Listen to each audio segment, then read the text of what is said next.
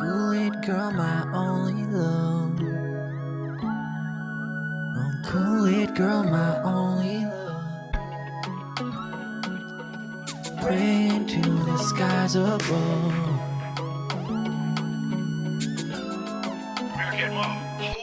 Juice on your lips and it's dripping on your hips. Put my girl in jail for so long. She did nothing wrong.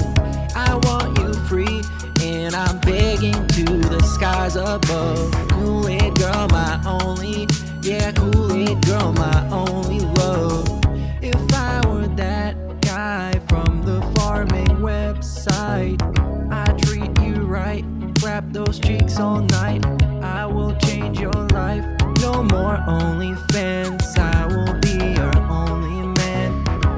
Free Kool-Aid for life, only for $11.95. No more living in a van. We're going on vacation in Japan, and you can use my hot tub. Kool-Aid girl, my only, yeah, Kool-Aid girl, my only love. My girl fresh out, looking so nice. Let me get a date for $11.95. Grab your van, baby, we can take a ride. And if we get in the jam, go out like Bonnie and Clyde, baby. Let me holler, girl, I'ma give a big tip. You can smoke loud on my cam, come and get this. We can take big sips, take a day trip down to the Costco, get some cool 8 mix. Let a homie get all up in that crazy. We could hang out in your van, you could give a handy J like that officer you play, baby. Make it angry like I wasn't finna pay, baby. Kool-Aid girl, you the only one, the only girl I want in my tub. Only fans giving me that chub, little brazy mama, so brazy, so thug. Juice on your lips and it's dripping on your hips. Put my girl in jail for so long. She did nothing wrong.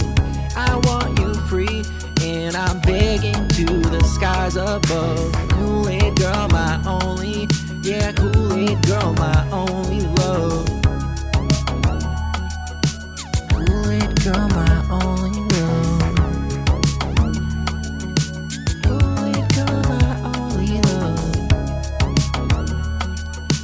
Praying to the skies above.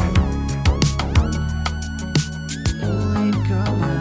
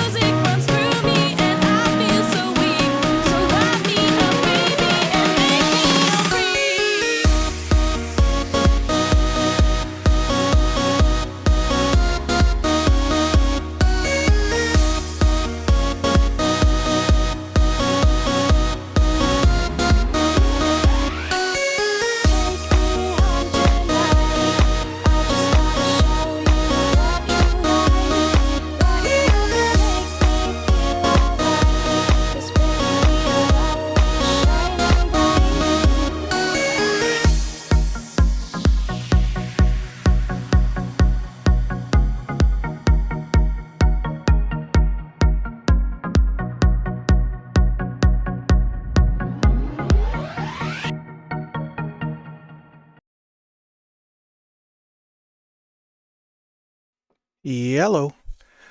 Hi, everybody. How are you all doing today on this Saturday morning? Which I really was not planning to do anything. Today was going to be very much a lazy day for me, and just the day of boxing. I'm waiting for the Devin Haney and Ryan Garcia fight, and I'm so anxious. It's like, you know what? Let's do something. We have some free time. Let's burn off some energy and get to that. So that's why we're here, pretty much because I'm anxious. So I don't know if I ever shared this live with you guys on Unexplained, but I am a very big boxing fan. I am very into the sport and I love it. And let's go, Devin Haney. And hello, Nick. Hello, Sherlin. Hello, Harley. Welcome, welcome, welcome. And oh, you need a reading bad. Oh, wow. I suppose I should not stall this, should I? And I should get into it. Well, I have some business style announcements to make real quick before I do. And one of them is the second part of this is I'm testing out a new camera that I was able to get since the other one kind of died and I was using a backup, and I have a new one in, and so far it actually seems like it's a slight upgrade. And so we'll see how the colors and everything pop. And uh what else was I going to say? Oh yes, next week I have a really cool announcement that I'm going to make, and wow, that blue does not look good on the screen. Holy cow, why is that blue? We need to figure out how to change that color because you can't see jack. Wow, that's blinding. Note to self, change that. But anyway, next week I am gonna have a really cool announcement, and I can't wait to share it with you guys. I've been working on this for a while, and I'll tell you now, it's not the book. So that I actually had to take a pause on the second book. I mean, it is done. I just had to take a pause editing because, well, I just need to do something else. But I've been working on this for a good gosh darn while, and I can't wait to share it with you. So hopefully you guys like it. Should be next week. It's gonna be awesome, or at least I think it'll be awesome. I don't know. We'll find out. And what else? What else? What else? What else? What else? Oh, I kind of already have some guests planned for May, and everyone really seemed to like with this past show, Lawrence and Meryl. So we will definitely be getting them back on in the future. Lawrence is really cool, and if you guys haven't, be sure to check out Voodoo Vegas on YouTube. That's where their music is so awesome.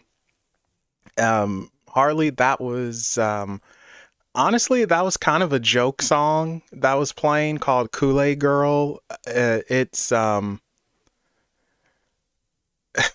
don't know how to explain that song actually. It's sort of an inside joke between people in a certain community, but it's not an actual like play on the radio song. And I am going to reach out to John, actually, Nick. So don't worry, I will be reaching out to him. Yeah, it sounds really good. Great production value for just a random song. So, but it's not technically a real one. Yeah. Oh, I know, Nick. Don't you worry, cuz I know you want him on. I'm going to get him on even if I have to bop him upside the head. The people who did it, someone called Darkside Drill and Young Cat. I did not make those names up. That is what they call themselves, and it's called Kool-Aid Girl. Like I said, you wouldn't understand the song unless you're in on the joke, and it's just one of those weird things that not too many people would be in on. A very select audience would understand it. Oh, let's close this out, shall we? Let's see, what else are we doing here? You know what? I'm feeling really good again, and I've been recording a couple of videos. Oh, hello, Tanya. Welcome. Not, I won't say videos, but just some narrations and stuff for a few things. Like, honestly, I'll be truthful with you guys. Since Sweet Pea passed, it really has been so hard for me to find motivation to really do anything. Like, I try and then I stop and try, stop, do one thing and then just bleh. But, I finally truly feel like, okay, I have the itch again and let's get back to making content and just having fun. Oh no, you can keep them. They're gonna eat me out of a house and home. So no. If you guys don't know, Gumbo and Pepper. Well, how can you guys know? Gumbo and Pepper, they are the cutest little pugs. Well, Gumbo's a big pug, but Pepper is a little one. So, and yeah, I just feel like they would eat me out of a home. So, and I'm the only one who could do that. Darn it. But yeah, so been getting my workouts back in. I'm sourcing. I don't like it, but gotta get buff and not buff, but gotta get ready for summer, man. And I owe you guys a striptease. Mostly the ladies. I mean, I guess some guys can drop on by too if you want, but you're not gonna see anything you like, or maybe you will. I don't know. Whatever floats your boat, man. But but yeah, so getting that going and lost a couple of pounds. I think I lost about literally 2 pounds, 2 to 3 pounds, and a cheerleading outfit. Well, now hold up now. Wait a second. Let's not go that far, all right? Most I'll do is a banana hammock, but we're not doing some cheerleading mess. Good lord. Well, let me have some dignity. Cheerleading stuff. Come on, Tanya. Okay. Anyway, let's get to some readings and hanging out, all that good stuff. You know what? I've been watching movies again recently. Surprisingly, I can't believe it. Normally I can't stand sexy nerds. No. Normally I can't stand modern movies, but I've been watching a couple recently and they haven't been too bad. And I will say this though. I think movies are just way too political and it's like, yeah, choose this side or choose that side. I want to escape, not get caught up in the stuff. And yeah, so here's the new camera. And the colors are a bit different. It should be a little bit clearer, a little bit smoother. Now, what I am concerned about is the autofocus because it sort of yeah, it just sort of does its own thing. I might turn that off if need be, which of course I'm going to be fumbling around to do so because me and technology don't mix. But so far I am digging it, and hopefully it presents you with the clear picture. As you can see, like it's no distortion on the edges, and it's a bit more zoomed in, we'll say. Well, you don't need to see my face for this. And besides, I haven't shaved anyway, and I don't like showing up unshaven. I look. No. No. It's just Terra Pools. For my announcement next week, you'll see my face, but I will also be shaved by then as well. So, oh, and you guys want to see the one of the new avatars here? As a matter of fact, this is going to be a sneak peek into what I've been doing. Let's see. I'm gonna. Oh wow, is it gonna take up the entire screen? I hope not. Well, kinda. Uh,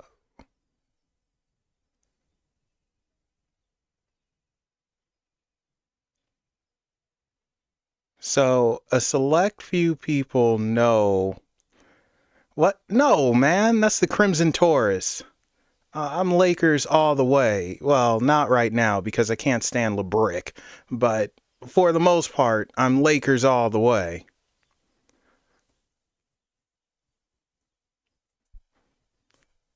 So, that's a hint on what I've been doing. You guys will never get it from this. It's like, what the heck is that? It's just some bull person giving a thumbs up in a very awesome hoodie that I am going to try and make because that hoodie looks freaking awesome. At least I think it does. So I'm going to actually try and make that in real life.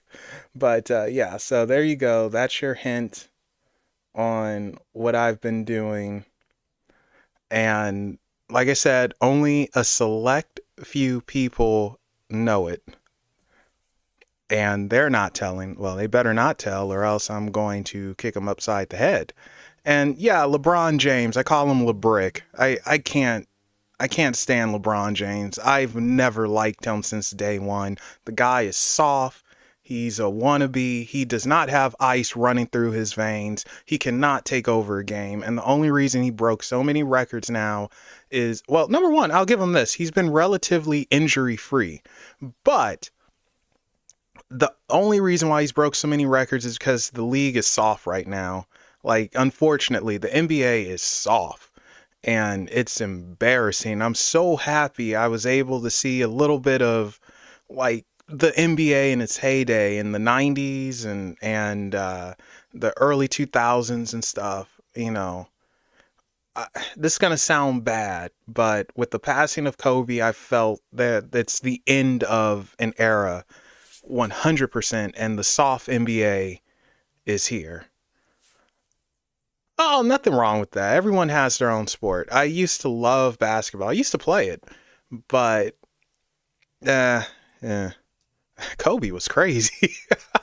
I love Kobe. Kobe is my all-time favorite player. Before Kobe, it was Magic, and I still love Magic, but Kobe has the attitude of win, win, win, competitor, competitor, competitor, and Kobe, man, he could go to a charity game and playing against some 9-year-old, and he's gonna block the mess out of him, dunk on him. So Kobe took no mess. Hey, June, welcome. Thank you for stopping by. So far, the weekend's been a-okay, and then some. So hopefully you are having a good weekend as well yourself. But yeah, freaking Kobe, man, that's who taught me. Where it's like, man, it doesn't matter if it's a 2-year-old or a 60-year-old. You dunk on them and block them down. Do whatever it takes. Yes, I used to play basketball. I mean, I'm like 6'2", 6'3", and yeah, I used to play a lot of sports actually. Believe it or not, I just I grew out of it. You know, my love shifted to writing and storytelling, you know, and I wasn't going to make it into the NBA or play for a football team or nothing like that. So it's like, and I see those injuries those folks have and everything, and it's like, man, it's not worth it. But I am hoping if I ever get back in proper shape to play in an adult basketball league, and that'll be fun. And I'll show these people up. Not really, but it would be fun to do again. Ooh, as I say, sore, stretching, pain, hurt. Ugh. All right, so let's pull some cards for you fine people. And oh, hello, Anthony. Welcome. And let's see. I think Sherlin was actually the first person I saw. So Sherlin, let's pull some cards for you. Let's see what's up. What's going on? Let's get it on. If you're still here, I might have bored her off and she's like, nope, I'm over it. Bye, Melvin. So if you're still here, let me know. Oh, she is still here. Okay, so what type of reading would you like to have? What are we pulling for? The universe was correct in this case, June. What? I I don't remember seeing you saying you want a reading, Harley. Well, you could go after Sherlyn. I mean, it's no big deal, but yeah, you could come after her. So, no worries. All right, so Sherlyn, what type of reading would you like? Let's hear it. Lay it on me. Well, I don't know. You might be here for hanging out and just, shooting the breeze or whatever they call it. I don't know.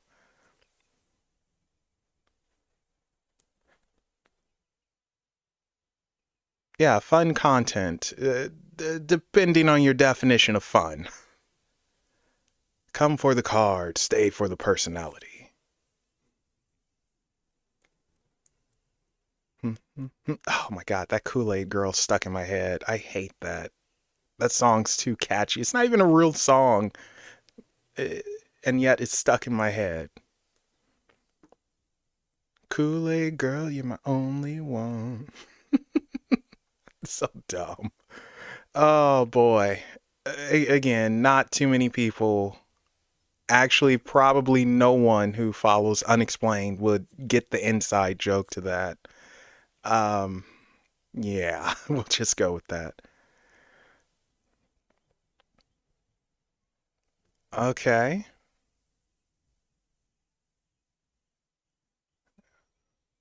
Need to know what to do. Okay, so we can check that out. Oh, thank you, June. I appreciate that. I don't know about the best, but I appreciate that. Thank you for the compliment. Okay, so Sherlyn, let's I don't know what deck to use. You know what? Let's use one that I haven't used in a while. And let's go with the Brady Tarot and see what the cards have to say for you. All right, so all right, knocking that energy off. We need advice for Sherlyn. What should she do? She's being moved to a different building. She wants to find new opportunities. What's going on here?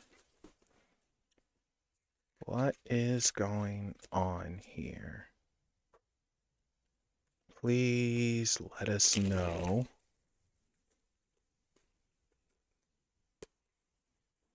Please let us know.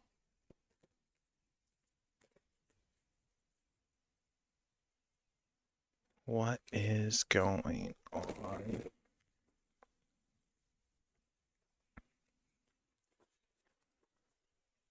What is going on? Please let us know. What should Sherlyn do? All right, let's give it one more mix and see what we got for you.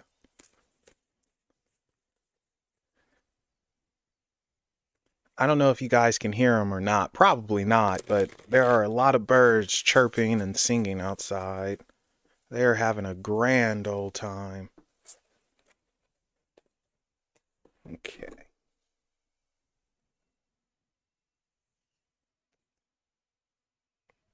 Ooh.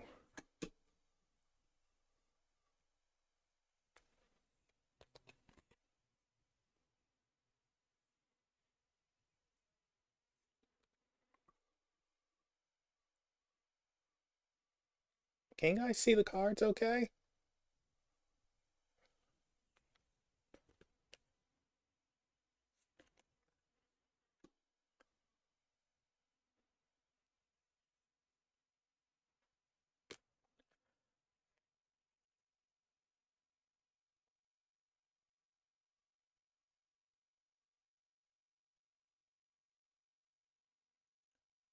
Okay, good.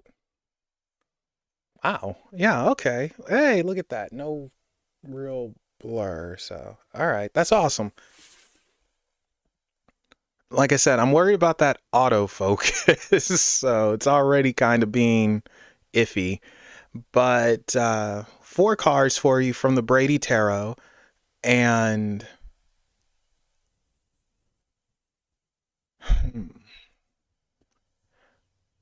so, it's interesting because overall, just looking at it overall, Sherlyn, for you, it's like, don't see this as a bad thing. See it as getting away and having not a new thing exactly, but a refreshing, so to speak. Um, with more opportunity coming to you, mostly because of the Fool here and this Tower, it's like obstacles have left your way. Whatever was keeping you leashed and tied up, it's completely burned down. You're able to fly away. Come fly away, come fly away, fly away, man, whatever. Sorry. Anyway, we have the Daughters of Eros here, which is pretty much the Page of Swords. And this is opportunity, not just opportunity, but it's continuing something that you stopped. So you may have started a passion project a while ago that you stopped for work or something like that, or you lost yourself in work. And the Daughter of Arrows is saying, hey, you can now continue, you can push forward because of this tower. And this tower is normally, again, never happy. Like, this is not a happy tower, as you can see. Hold up, let me try to zoom in on it. Are you gonna focus? There we go. Yeah, this is not a happy tower. Hopefully you guys can hear me. I'm behind the mic.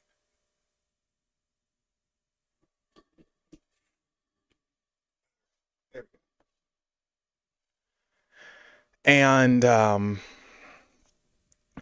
it's, to me, this tower is obstacles getting out of your way. Obstacles completely leaving. Yeah, it may not have been the way you want it, but look at it this way. You're away from a scumbag. I don't know if your boss is a scumbag or not, but we're just going to assume in this case he's a scumbag. And you're away from that. That's done. It's over. It sucks how it happened, but you're away and you can do more now. You can continue back on your journey. You can continue doing a passion project, which is something I think you should do. You should look into a side passion of yours. And that takes us to this 9 of Roots, which is the equivalent to the 9 of Pentacles. And this is guidance coming to a clearing. So you're quite literally leaving this tower. You're out of harm's way. You're out of danger. So the door opens up for you. And that's where the Fool comes in, being number 0. And the Fool we literally see as a new beginning. So this is continuation, getting through this tower, being guided out so you can have a new beginning. So you are going to have opportunity come to you. You are going to have to do some footwork though, which is okay. Nothing wrong with that. We all have to do a little bit of walking, but it leads to more. Like, whatever was stopping you or blocking you, he's out of the way. So let's see it this way. Let's see it from a magic metaphysical way. Let's say you did a spell or a ritual to get rid of people who weren't going to help you, who were stopping you from making money, and you're trying to bring in more income. Well, we have to remember that things don't necessarily work like they do on TV. It's not just all of a sudden you wake up and you find $1 million, but it goes through a course of actions, weird actions, unexplainable sometimes, but your boss is a prick and you're away from that now. You're away from that element. You have a peace of mind. You can focus, you can get your energy back. You don't have to dread going into work and dealing with this person. And that's part of the magic. You got rid of this guy who was blocking you from perhaps coming up with a brilliant idea or whatever.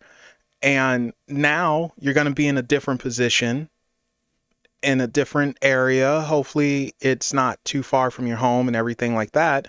In a different area where you're going to have growth now, where you have potential to make more money, because you're not going to have some prick over you taking your credit or stopping your growth. You now have more opportunity, and in a weird way, a fresh start. You know, it's almost like seeing it like that. Did they do the right thing swapping you out the way they did? Probably not, because they're protecting him more so than anything. But you can see this as a good opportunity for you.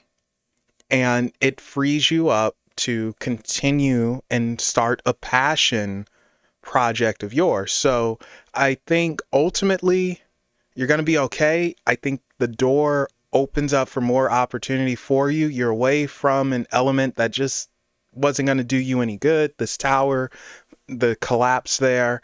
And it's time for you to start a passion project on the side as well that you can focus on and have that extra stress of, oh my gosh, what is this guy going to do or say, or I don't know, stare at my butt today? You know, you don't have to worry about that now. It's gone, and it's going to bring you a peace of mind. But yeah, there you go, Sherlin. I don't know if that's helpful or not, but there you go. Oh, and I'm wearing the wrong hoodie. I just realized that. I really want to switch, but I don't feel like getting up. Okay. And to answer your question, Harley, I just go with feelings. You know, it's however I feel. And welcome, Afro Samurai. I'm sorry. I saw you come in. I was just, trying to get the reading done. Don't worry, Sherling. You'll see. You have to have a little bit of faith, not necessarily in me, but in yourself, and look at things from a different perspective, where it's like, wow, there is more opportunity, no stress, at least not with this moron, and I can continue on. I can do something, but definitely look into a passion project. I feel like you should do something that's just strictly for you. That's a passion project. That's going to help you out a lot. Yeah, I agree with that, June. Sometimes things, they do happen for a reason, whether they're good or bad, but ultimately it's to teach you a lesson. And sometimes it's to show that, hey, you can handle whatever it is life throws at you. You're welcome, Sherlin. Okay, so Harley, you are interested in a reading. What type of reading would you like to have? How are you doing, Afro? Hopefully you're doing good. Oh, dude, I don't know if you're on Xbox or not, but man, I was able to get... You need a specific type of job. Okay. I was able to get Gears of War 5 Hive Busters for $5. And I don't know if that sale is still going on, but man, that was a steal. And I got Rad Rogers for $2, which is cool. I could dig that. And man, I just beat that one the other night. That was a fun little 2D game, and I hope they make a follow-up. They won't, because I like it too much, but I hope they do. But anyway, so sorry guys, nerding out. You don't want to hear that. Go to the gaming channel for my nerd mess.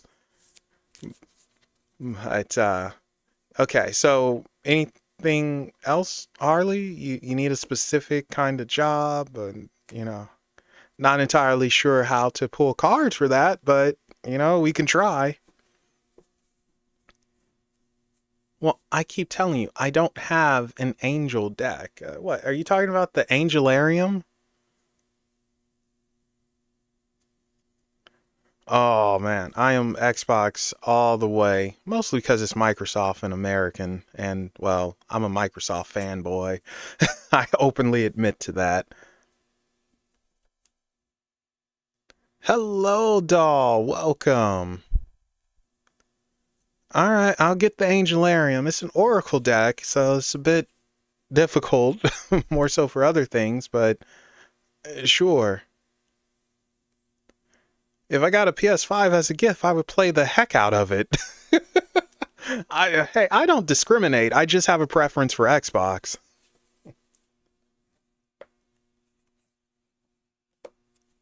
Okay, give me 1 second. I have to get up to get the Angelarium.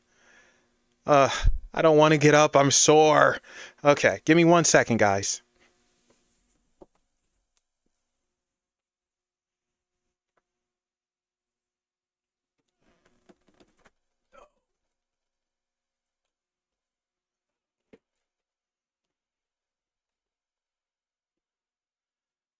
Okay, here we go. Yeah, I'm hoping they pull away from some of that SJW nonsense with Gear. I love the gameplay of Gears of War 5.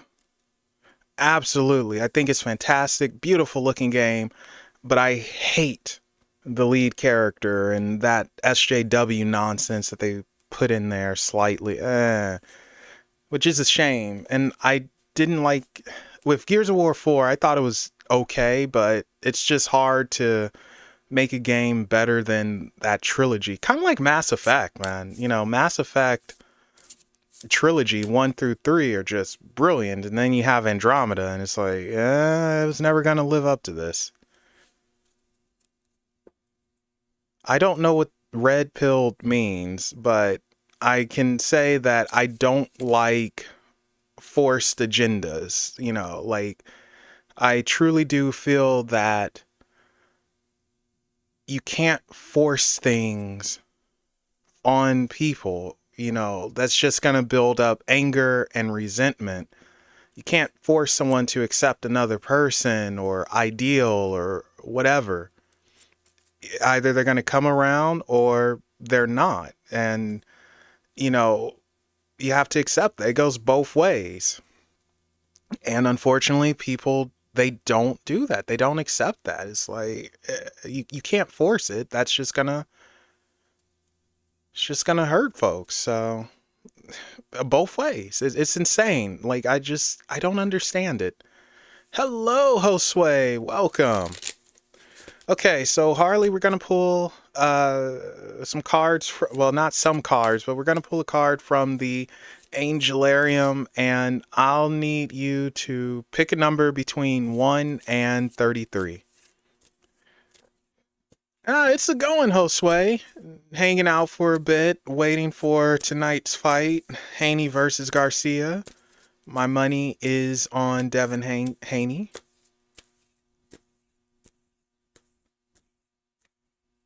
So, let's see.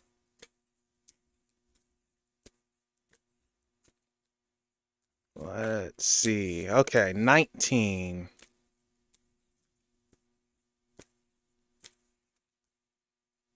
Love reading for you, even though you're going to be away. All right, you got it, doll. I'll do it after Harley here. Woo! Okay, so card kind of came out by itself, so I think we'll keep this one as well as pool number 19 for you, Harley.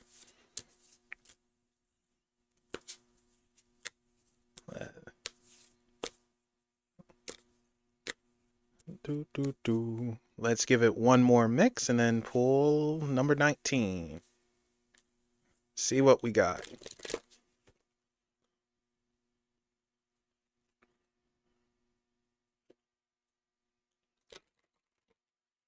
Let's see what we got. Oh yeah, you could be after Doll Afro. 1, 2, 3, 4, 5, 6, 7, 8, 11, 12, 13, 14, 15, 16, 17, 18, 19. Ah, shoot. Okay. Well, you got a weird one here. Oh, wow. These are popping more, finally.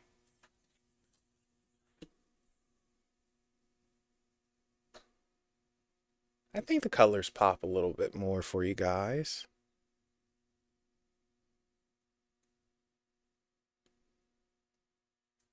Okay, so Shatiel is the one that came out by itself, and a name I'm about to butcher, Suckloff, close enough.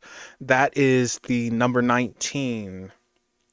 So let's see what it has to say. As you guys know, for oracles, I like reading from the book because I'm lazy and the meanings usually never change. So I love the Angelarium. I don't know if it's available anymore though. Because I was thinking about getting one as a gift for a friend and I could not find it. So I don't know if it's still available or not. Okay, so Suckloff. I'm totally butchering that name. Angel of Verdancy. The wind moves through the grass in waves, carrying with it the seeds of growth.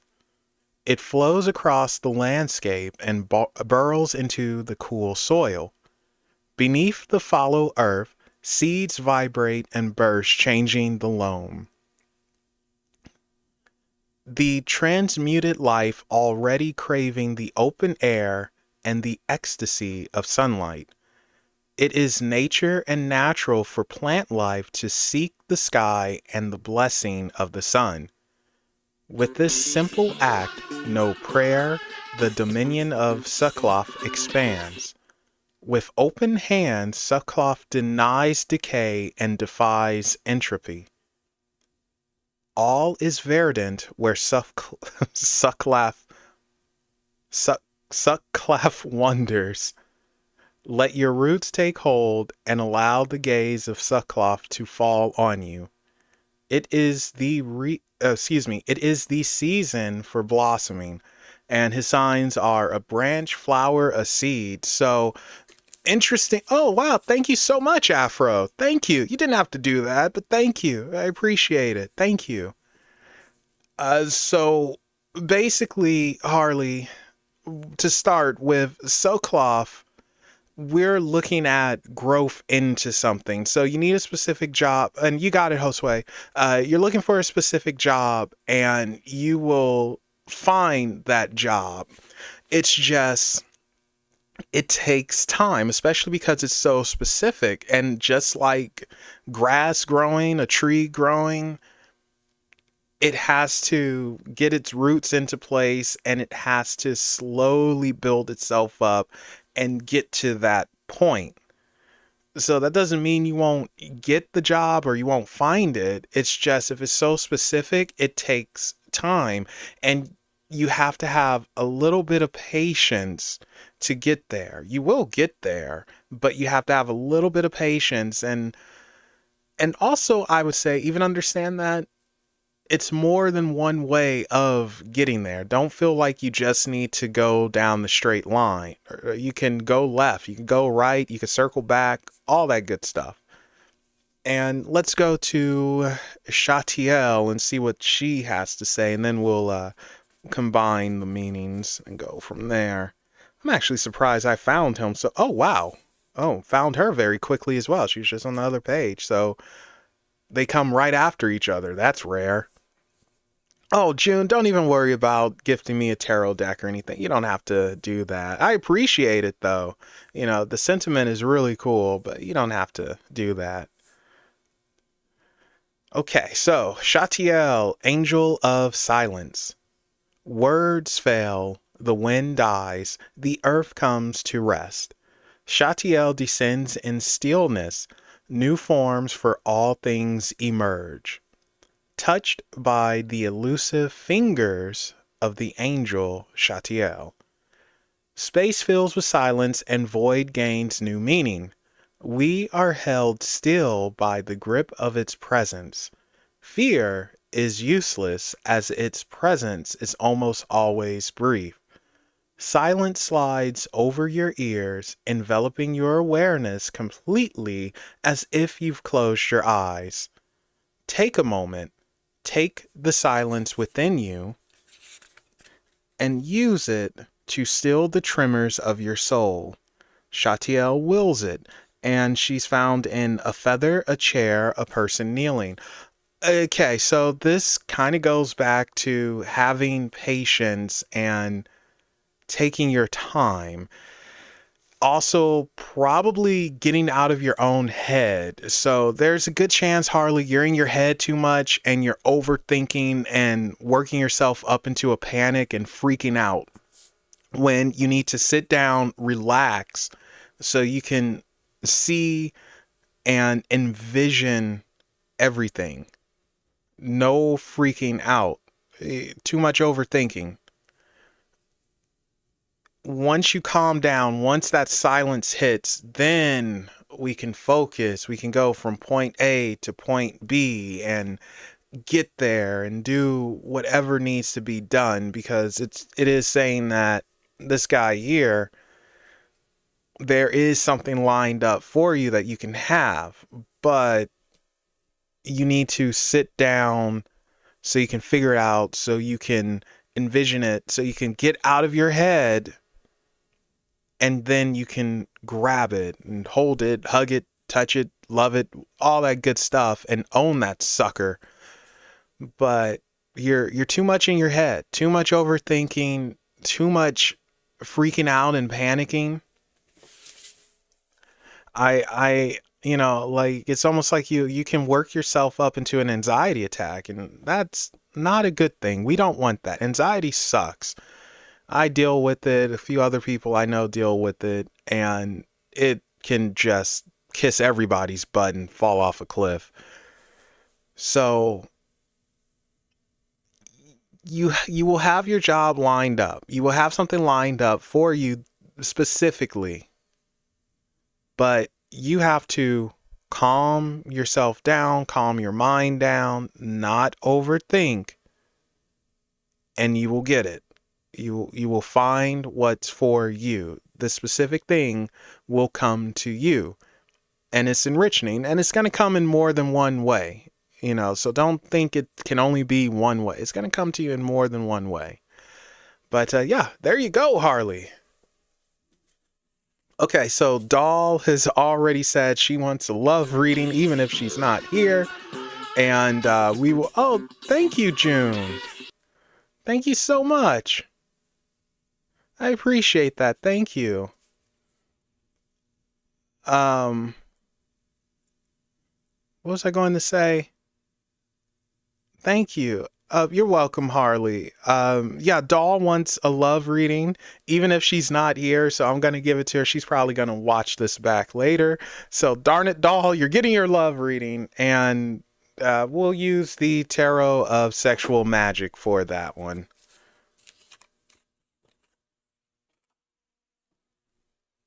Oh, you know what? I have no idea where I put something.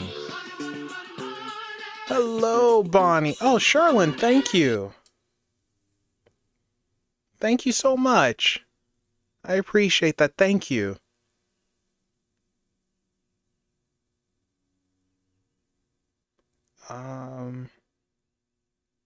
What was I going to do?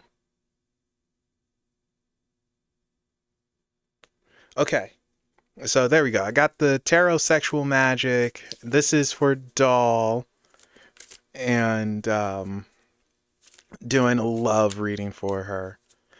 If you guys haven't, make sure you check out Bonnie's channel. She's exposing a certain alleged psychic medium, astro exorcist, demonologist, dark worker, light warrior, rainbow star seed, and probably 5 other titles that I can't remember. So if you guys want to laugh, be sure to check out Bonnie's channel. And Bonnie, when are you going to start putting other stuff on there as well? Gosh darn it, man. We want to see some more tarot sessions or haunted locations and all that good stuff. Come on, lady, get on it. We demand it. We being the people. Everyone likes that type of stuff. Actually, and this is sort of out of left field for me, but I sort of want to do a Ouija board stream. I know this sounds odd, but I kind of want to do that.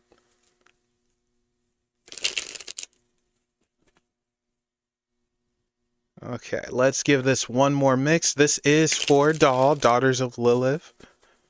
And this is a love reading, even though she might not be here. I did say I'll do it for her. All right, let's see what we got.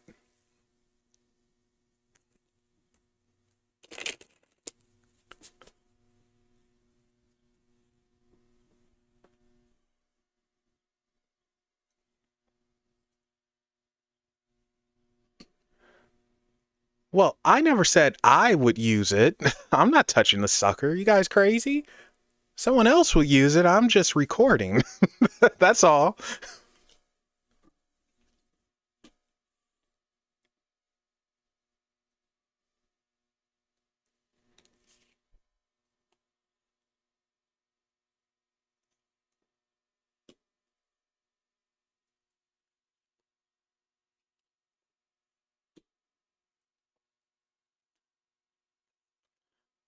Okay.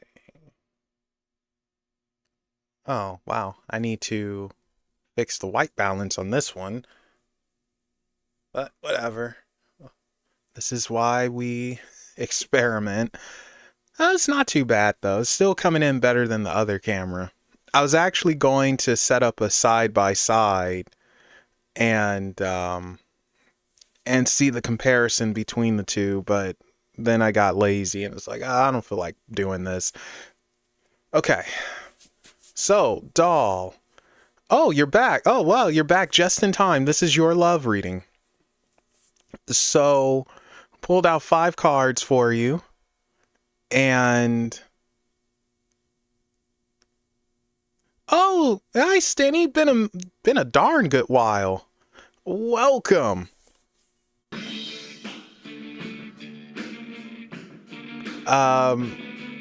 Okay, so Doll pulled out 5 cards for you, and we start off with the 2 of Cups, and this is coming into an agreement.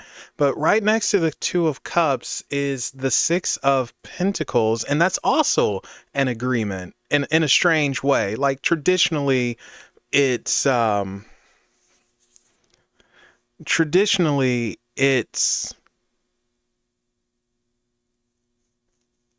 how can I put it?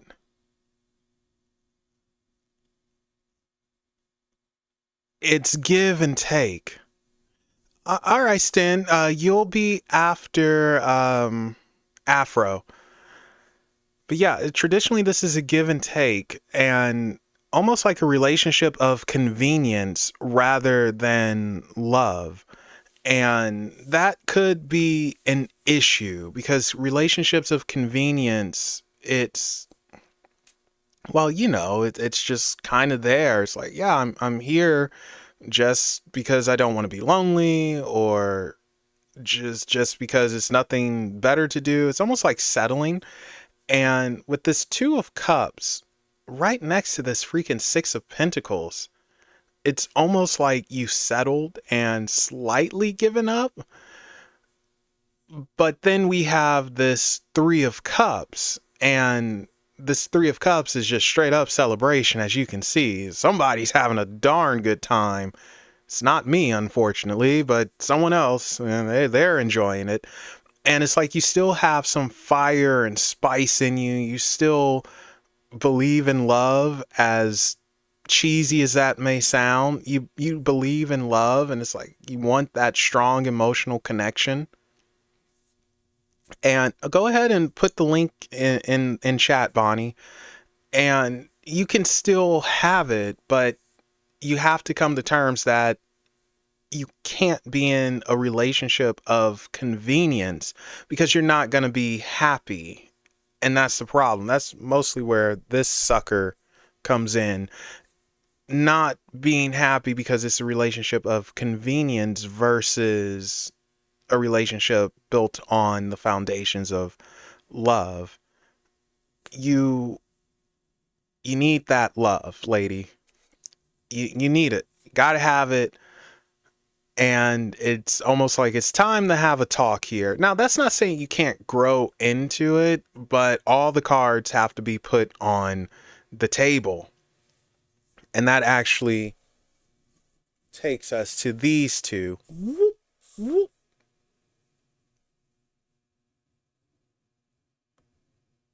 I hate being in the wrong hoodie for this. This is bugging me. Oh.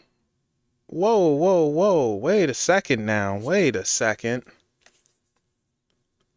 Okay, so I'm going to add 4 more cards for you in a second, doll, because all of a sudden 4 cards, I don't know where these came from, but somehow they just appeared. Like, it sounds weird, but they were literally, I don't know, because I have my deck to the left of me, and somehow 4 cards are just mysteriously in front of me, and they should not be there. And they're all major arcana. That's weird. No way that should have happened. Like, I know for a fact this deck is to the left of me. It's impossible for them. And they were on the Angelarium. I put up the Angelarium. It's no way. Okay, that's weird. So I'm going to include these only because of what happened there.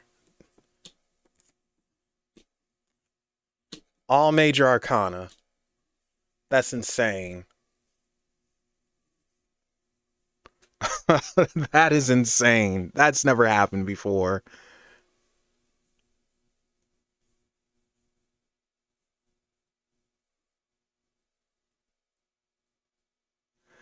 Okay. Yeah, so we have the moon, the empress, the magician, the devil, the lovers, and the high priestess. What a freaking mix this is, huh? how do we how do we get here? So yeah, you're all over the place, doll. With love, it feels like with the moon, you need to reflect. Definitely do some inner reflections, and you need to understand why, or excuse me, you need to look into past relationships, not necessarily with lovers, but possibly family, to figure out what's going on here, because it's a relationship from the past that affects your relationships in the present and future. The Empress, to me, is, in this deck anyway, is having that confidence, not being so guarded, being able to let your shield down and just say whatever it is you need to say and not worry about what's going to come back, because nothing's going to hurt you, not when you're speaking the truth and you're getting messed out, especially when it comes to love and relationships.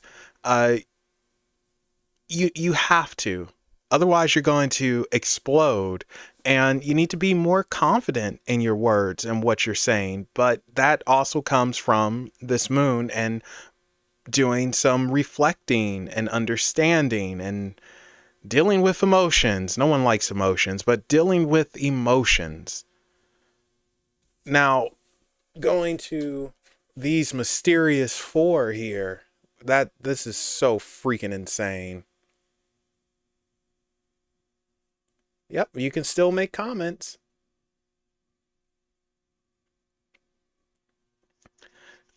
So this is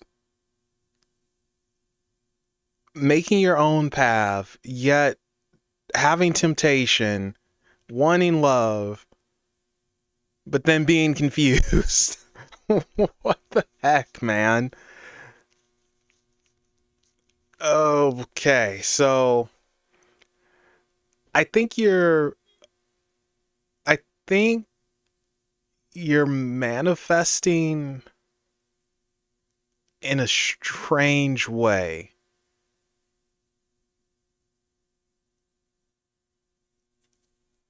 Okay, with the high priestess, knowledge from within, intuition, the third eye, whatever we want to call it,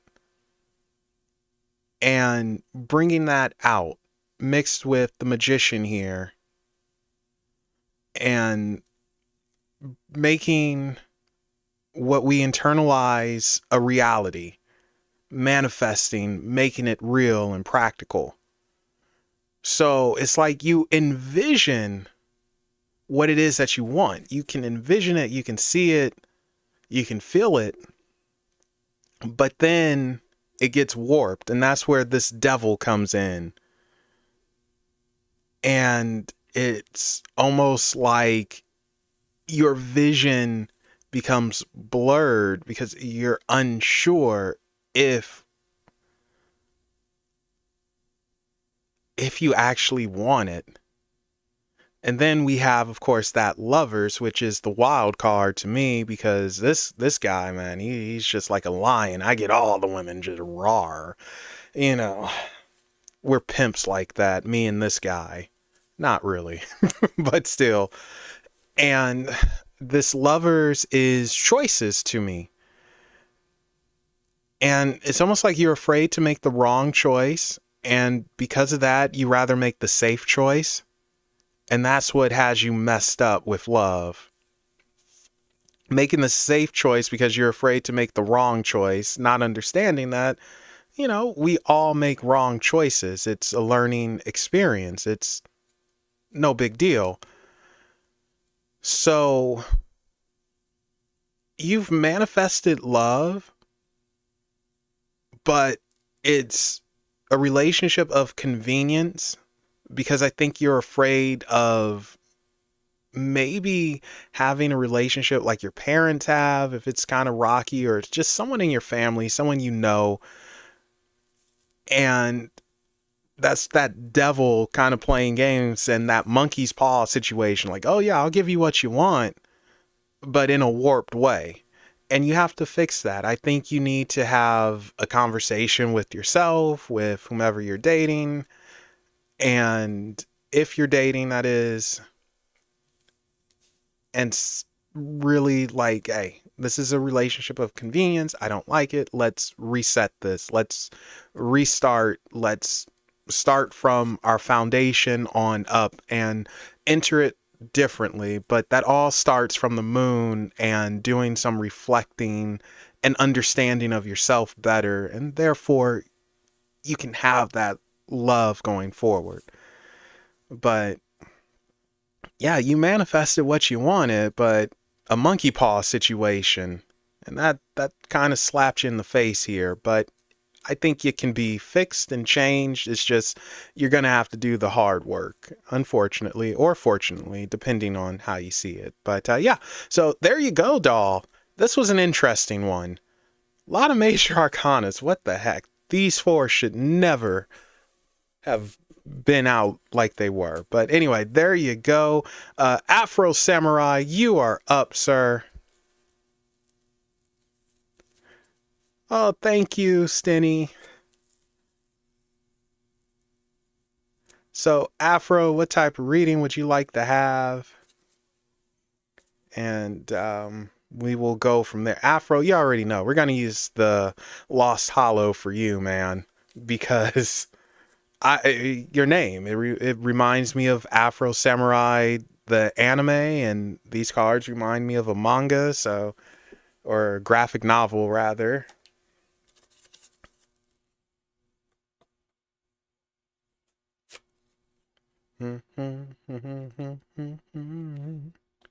Not again. Never again. Uh-oh, we might have lost Afro. So if we did, then I think, oh wait, you know what? Josue was next, not Stinny. I'm so sorry. It's Josue that's after Afro, then it's you. You see, this is why I need to write stuff down.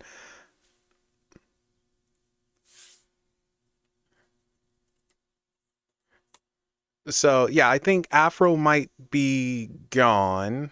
Hopefully he returns. Josue, are you still here? We might just be skipping ahead.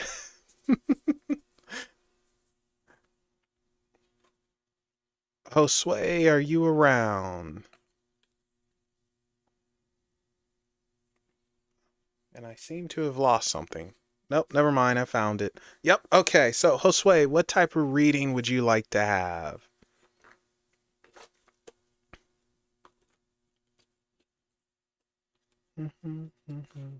Just general cool. We can do that. You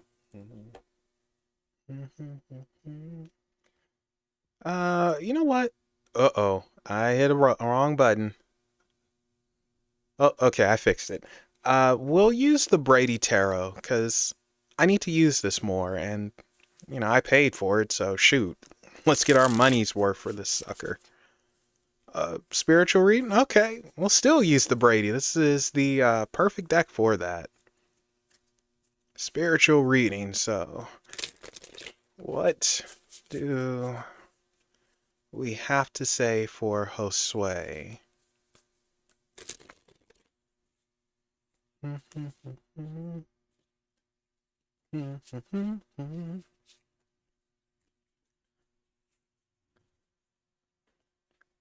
What do we have to say for Josue? What message? What does he need to know? What's going on? Let's see. What does Josue need to know? Whoa. Okay, so Stinny, you're next now after Josue. All right, let's give it one more mix and see what we got.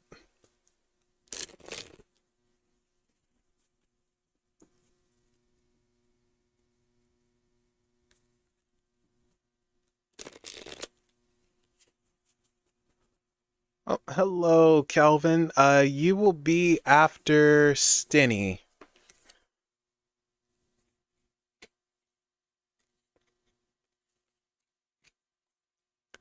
Let's see what we got. I always say one more, and I do like 10 freaking more. Does anyone else do that? Like, yeah, just one more shuffle, and here I am. Like, oh no, 10 more times. Never can be just that one last time.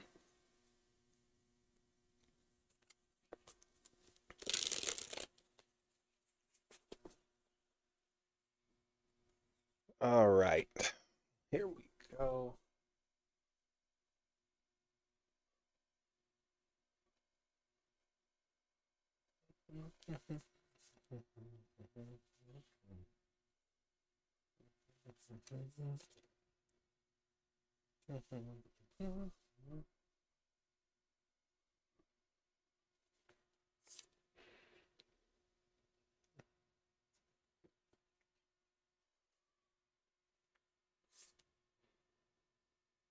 Oh, really? You as well?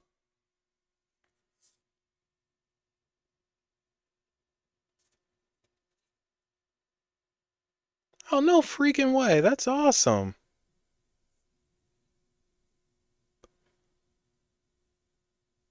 That is really cool. Yeah, this is one of my favorite decks. Like, oops, hit the mic. I just love the art in it so much.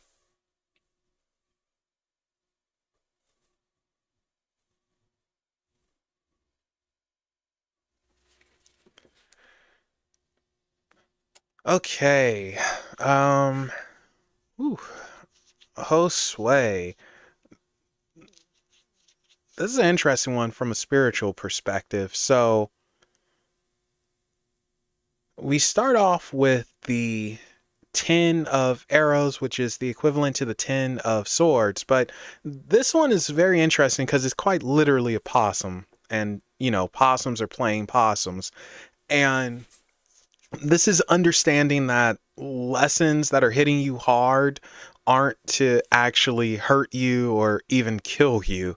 Or wait, excuse me, kill you or even hurt you. There we go. Set that backwards. It's exactly that. It is a lesson that's being tossed at you. And I think you are about to enter the school of hard knocks. A changing of the guard, as they would say, and you are going to that next phase, and you need to challenge yourself more. You need to exhaust yourself. You sort of need to get frustrated and push yourself beyond, and it's not to hurt you. It's not to defeat you or knock you out. It's to push you forward.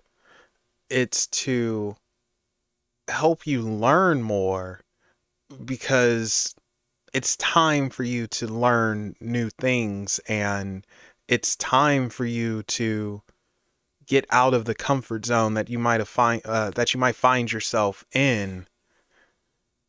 It's time to grow spiritually, in a sense, and you have to push yourself. So I think you're going to be tested. Spirit is going to come to you to test you, and you can't be afraid of that. Like, yeah, you're going to fail. We all do, but you know, that's the cool thing about failure. Like, you can fail 99 times, but all you need is one win and you're good to go. You know, and throughout each failure, each mess up, we learn what not to do, or a different way of doing something, unless you're just a complete idiot and just going to do the same thing over and over and over, which I don't think you are. And I think that's what's happening here. It's like, yeah, don't be afraid of failure. Don't be afraid to let something in to teach you. Even if it's a little spooky, it's not to harm you. It's not to stop you. It's to prove to you that you can do it, and it's not the end of the world. Now, going to our next guy here, I think what is this? Okay. Sorry, I couldn't really tell what that was. But yeah, we have the 5 of horns, or 5 of cups, whatever you want to call it, loss.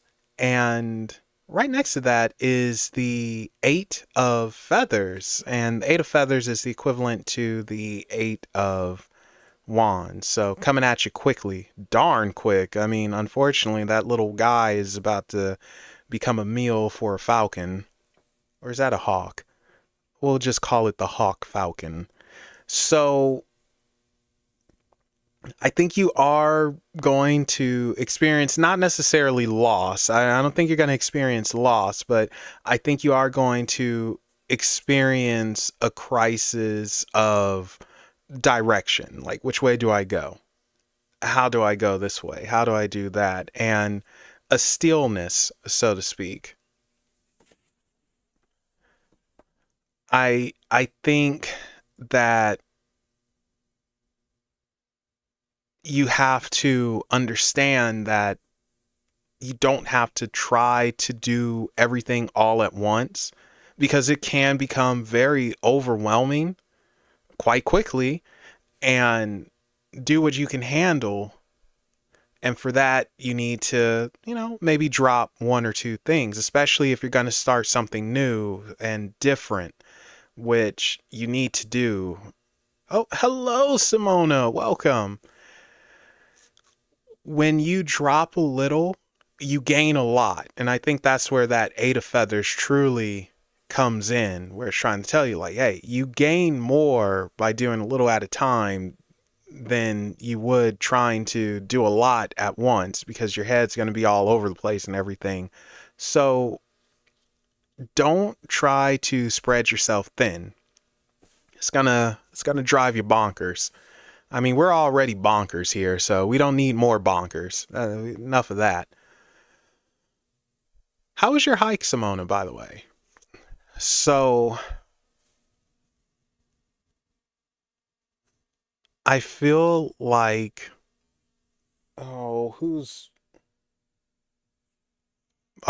sorry. Someone decided to text me. They're asking me what time is the stream. And yeah, so there we go. I think and feel like you need to drop a little bit so you could gain more, and leave out of your comfort zone more, so you can actually learn and contain and keep in and hold. And again, not be afraid to start up something new, but when you do it, just like I said, little at a time. Don't try to do the whole kitchen caboodle at once, but it's time. It's time for something new. It's time to leave that comfort zone and understand that it's not going to hurt you. And it's probably going to come in a little rough, though, looking at that 8 of feathers. So be prepared for that. Okay, so let's see. Boop, boop, boop. Oh, slide up. Thank you. All right, so Son of Horns, the Moon, and the Two of Roots or Pentacles. So with the thank you, Dom. Uh, I'll have to reread that. I need to put that so that's longer so I can actually read it. But thank you. I'll read it in 1 second. So with the Son of Horns, the Moon, and the Two of Roots, the Moon again is reflection, understanding, but to me this is going deeper than that, and it's opening up that portal for something to come in. So I think you're about to be visited by a new spirit, or maybe something you're already working with is going to make its presence better known. With the Son of Horns, aka the Knight of Horns, it is a balancing act. It is keeping your emotions in check and not backing away from what's coming to you. It's facing it head on and like, okay, we got this. Let's do it. With the Two of Roots here, it is growing into that balance and having it, finding it, keeping it. And here's the thing, it's your balance, not someone else's. Like sometimes people can tell you like, oh yeah, you do it this way and hold it up here and that's how it works. Well, that works for them, but it doesn't necessarily mean it works for you. So I think you have to find your own way better so you can have a better balance when dealing with spirit, doing your spiritual workings, ritual work, spell work, whatever we want to call it. But definitely presence will be making itself known to you, and embrace that sucker with open arms. Like, hey, come at me. Maybe not that bad. Maybe not come at me. You might get slapped, but say hello. Let's have a handshake. That's a bit better. And it is balancing that out, not being afraid and saying, okay, hit me with whatever lesson you got. Let's learn it. Let's do it. Let's move on. So lessons coming to you, entity revealing itself to you in more ways than one, and you embracing that and not backing away, but also knowing when to drop a little so you don't become overwhelmed, which is so easy to do. But yeah, so there you go, Josue. There you go. Stinny, you are up.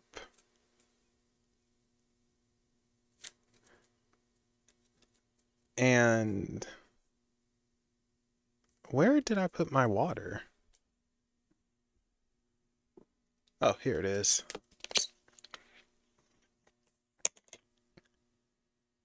What's next for you? All right, we can do that. Give me 1 second, guys. Give me 1 second. Here, listen to some music while I'm doing this. So I just need to.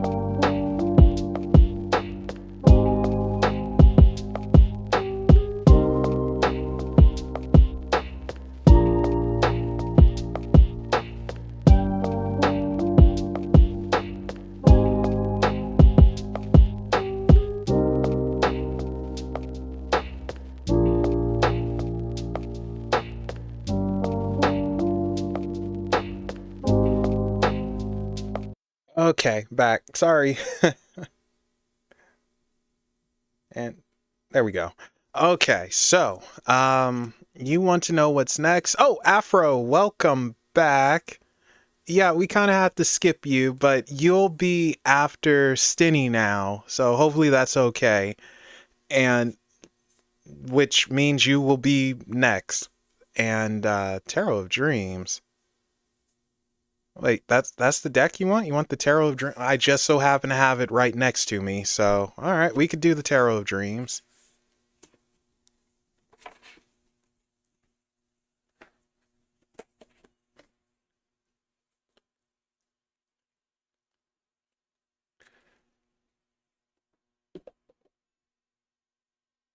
Well, well, what? Now you want the ethereal vision? Wait, Bonnie, why are you talking? This isn't for you. Go away. Okay, so I have the Tarot of Dreams here. So I saw that. That's what we're using. And we'll see what comes out for you, whatever comes next. I do like the Tarot of Dreams. It is by Ciro Marchetti. And, yeah. Oh, no, I didn't do Afro yet. So no worries. He will come after Stinny. And let's see. What is coming next for Stinny? What is coming next for Stinny? What is coming next for Stinny? What is happening? What's going on? Give it to us straight. As she said, right into the kisser, a good honeymooners reference. I can't believe that show was only one season, I think. Was it one season? Which is kind of weird to me because it's such a funny show. It's amazing. Who would have thought that show influenced the Flintstones as well? And the Flintstones, of course, it's just classic animated TV. Like the first primetime animated show, I think. Now, unfortunately, with the Flintstones, it started to go downhill once they introduced the Great Kazoo, which they didn't need to do that, but oh well.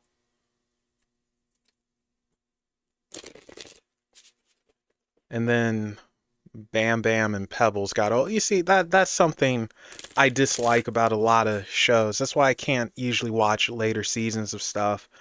If they have kids in them, I don't like seeing kids grow up. I don't want that because then it turns into, oh yeah, we got a date. Let's make out and all that junk. I can't stand it. Drives me bonkers. That's what happened with Boy Meets World. That used to be a good show. Then they got older. And then all they wanted to do was date and make out. Okay, let's give it one more mix. Stinny is up, Kelvin, and then it's Afro because I had to skip over him, and then it's you.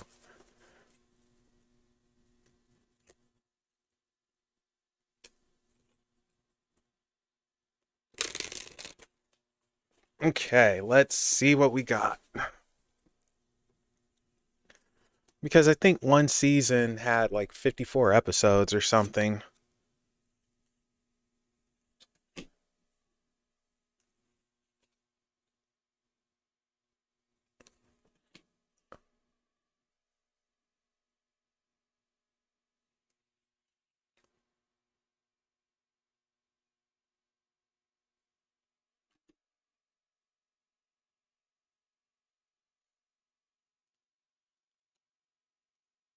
Darn.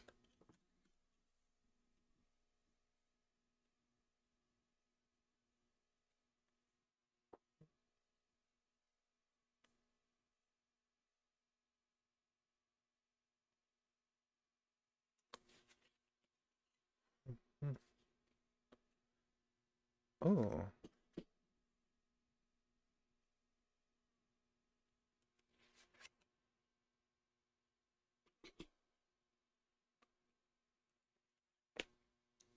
Okay, so let's do this.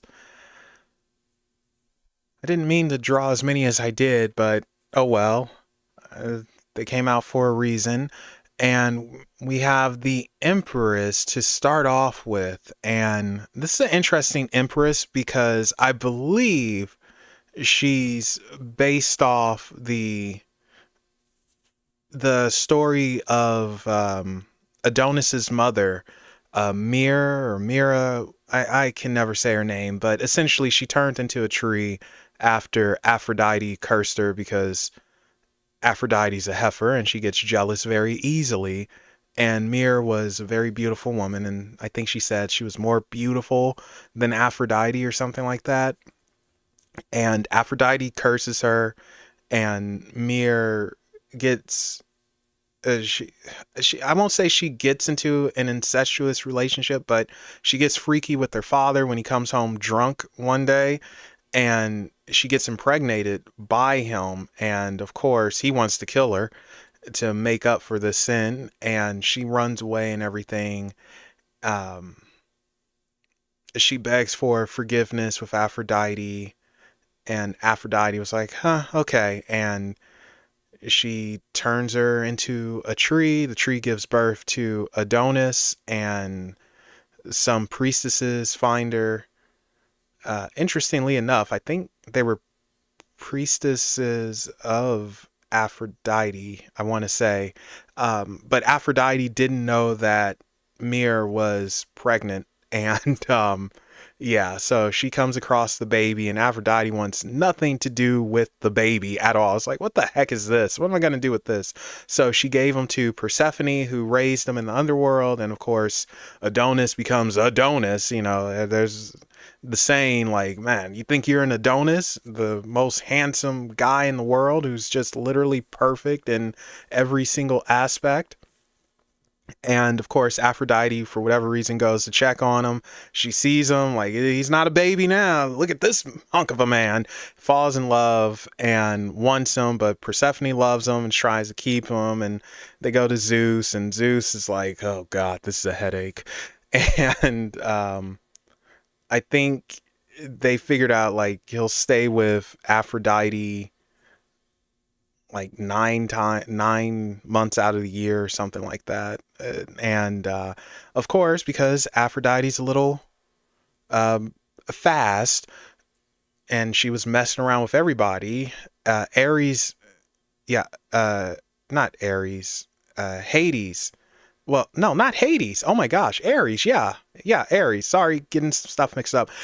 I'm so sorry. This has nothing to do with the reading, but I'm going to finish this anyway. You could curse me out later. Ares got jealous since she was, like messing around with other people, even though she was married to Hephaestus, and well, poor Hephaestus.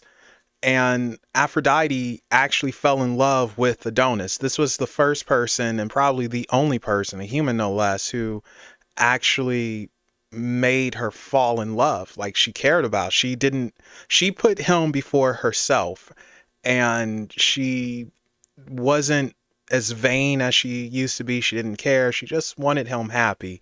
And she warned him about Ares being jealous and trying to hurt him. And Adonis goes off hunting one day, and, well, he gets stabbed in the gut by a boar.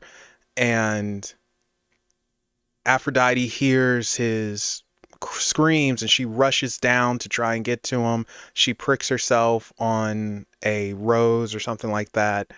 And there he is, dying, and nothing can be done about it. And she starts crying. Her blood changes the white roses into red. And this is kind of why we give red roses to women or lovers on Valentine's, because it's a symbol of that love Aphrodite had for Adonis, and it's strong and blah, blah, blah. And he passes on, goes to the underworld, and Persephone wins. And, Aphrodite goes back to being fast. Anyway, so there we go. Sorry, that was a huge detour for no real reason. Let's get into this. So yeah, we have the Empress here. And like I said, I think it's based off of the Mir story, Mir, Aphrodite, Adonis. and she is changed into a tree. But the thing is, this symbolizes growth, strong. It symbolizes growth as well as being strong, protective, and being true to yourself. So it almost feels like don't hide your personality from people, don't hide who you are. And it's also protective. And it's like, okay, you have to understand, you can't protect everyone. You're not supposed to protect everyone. You just can't do it. You do have to learn how to put yourself first. And I think that's something you got to work on. Put yourself first from time to time. Don't try to be nice and sweet to everyone else. Like you can't do it, and it's going to drive you bonkers, and it's just not going to end well. You're going to have a nervous breakdown, and then you're going to be on the bell tower right next to me because I'm going to be on the bell tower because I don't know, I can't touch boobies or something. So and then we're going to go to jail together, and I don't want that. I don't want to be in a cell with Bubba. You don't want to be in a cell with Big Bertha. So definitely learn to put yourself first. Do more for you, and don't try to be so protective or caring of other people all the time. You're the empress. Have them care for you. Hey, you bring me something. Give me a pork chop for once. Okay, so after that we have the Eight of Cups, and right next to the Eight of Cups we have the Page of Swords. So the Eight of Cups is walking away from something you really don't want to walk away from, but it's walking away so you can have better, so you can have more. The Page of Swords is continuing a journey. So I'm wondering if you settled, if you stopped doing passion projects of yours and you settled because you're comfortable. Well, get uncomfortable. You need to move forward now. It's time to do more projects and exercise your mind, which is going to exercise your emotions and get them flowing and going. Since we are looking at cups and swords, and I like to say swords deal with our mind, cups deals with our emotions or our heart or whatever. And we need more of that. You gotta get grooving back on your projects. I don't know if you stopped something or what, but get back on it. Express your creativity, express your mind. And the Page of Swords is like, yeah, come on. Let's do it again. Come on. Start walking, start moving. You've paused for enough. Get out of your comfort zone. Stop being comfortable. You're too comfortable. Stop it. And this Eight of Swords is interesting because apart from her mooning us, the Eight of Swords, I like to say, is you're tied up. And it's like, it's nothing I can do. Oh my gosh, I need a hero. And I have so much fear and this and that. But it's like, not really. Like, even though she appears to be trapped, she's also protected in her own little bubble, and there is a way out of it. And that's your problem. You're stuck in a bubble, and this could be in life. This could be in love. This could just be a creative, oh gosh, what's the word? You could be creatively bankrupt in that type of bubble, but you have to get out of it. Maybe those swords aren't trying to hurt her. They're trying to pierce this sucker so you can get moving again, because it just feels like it's stillness for you, and you don't need to be still. You need to be moving. And I feel like it has to do with your mind. Like, it's so interesting because when your mind's happy, your emotions are happy, and you need movement. You need to exercise your mind more. So start doing that. Start a project. It doesn't matter what type of project, just do something, anything. And then you can push forward and go on. And don't do it for someone else. Do it do it for you, for this Empress here. Do it for you, no one else. Like, it has to be a passion project for you. Like, no bending the knee and all that. No. Do more for you. All right. Let's push these down here. Okay. So, we have the Five of Swords and the Six of Cups. So sometimes I like to see the Six of Cups as nostalgia, almost like an old friend coming back, reestablishing a lost connection, relationship, whatever you want to call it. And the Five of Swords is interesting because sometimes it's like a truce in a weird way where it's like, yeah, you're not going to go forward, you're not going to go back. You're sort of in the middle here, and you need to reestablish things. So I think you might legit feel stuck in your mind. You might have entered into something that you're not truly sure about, and you have to sort of deal with that, sort of get rid of it, because ooh, sorry, card shot out on its own. And you know what? We're going to add it because this thing just fell out. And it is the Five of Wands, conflict. Wands being that fire, energy, passion. Okay, so a passion might have died out for you and you're kind of stuck. And with the Six of Cups here, it's maybe finding that passion again or finding someone who ignites it. But we're looking at being stuck and having some type of conflict and just things going out, unfortunately. And I almost feel like it's time to move on so you can reestablish a connection with yourself more so than anything with this Six of Cups.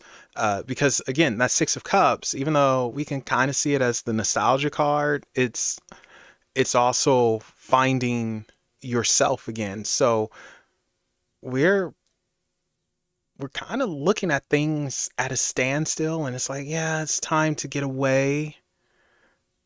It's time to get away. It's time to reestablish things. It's time to find yourself. So definitely stuck. Whatever this Five of Wands is, this conflict led up to it, and the passion is gone. It's just bleh. It's gone with the Five of Swords next to it, and the Six of Cups is get back to what you were, who you were, and you'll reestablish connections that you've lost, I feel like. Right. And finally, the High Priestess, or the Priestess in this one. Oh, sorry. Get the lettering out of the way. Okay, so this bad mamma jamma is looking into yourself. Okay, so this is interesting here because it's like you already know the answers. You already know what you need to do. You just don't have the motivation to do it. And she's like, get the motivation. It's there. Do it. Come on. Stop being stupid. Not calling you stupid. I don't want to. Gosh, I'm going to sound like Curtis in a second. You all sound stupid. I hate stupid. I'm tired of it, man. Let me tell you. Like, just so many stupid people. And it drives me insane. It makes me angry. But I'm not angry. Just don't be stupid, you know. So there you go. There's your Curtis impression for the day. But it's like, hey, you gotta unleash the fury a little bit, and you already know what to do. It's just going through with it. Even with that Eight of Cups, it's like, man, why are you're too comfortable? You have to go through with it. Otherwise, you're not going to have a peace of mind, and you're not going to like yourself very much. And that's the biggest thing, not liking yourself, and that leads to a downfall, depression, and just almost crying in a corner, it feels like, and just like, ugh. And just losing your spark, and it sucks. And again, that's how you end up on a bell tower, and we don't want that. So the High Priestess is like, yeah, get it out. Whatever is in you, say it, get it out, and go through the actions. Yes, it might hurt for a short amount of time, but when it's done, and it's such a relief. All this weight off of your shoulders, and you're able to move forward and kick some butt, take some names, and drop kick a heifer. I don't know, but it feels better. So you need to channel the High Priestess, you need to channel the Empress, and do your thing. Put yourself first more and unleash whatever it is that you're holding inside that you're not letting out, because you already know what to do. It's just going through with it. Otherwise, you're pretty much gonna go into a bathroom and start crying if you don't, because, you just have to. You'll hold in too many emotions, and we don't need that. But yeah, there you go, Stinny. Okay, Afro Samurai, you are up, and we will be using the Lost Hollow for you.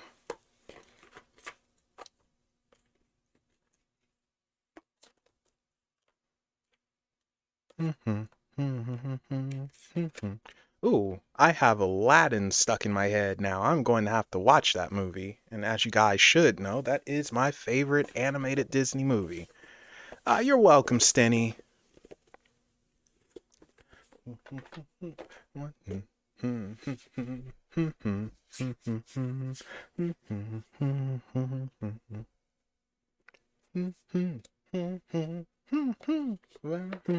Just a little snack.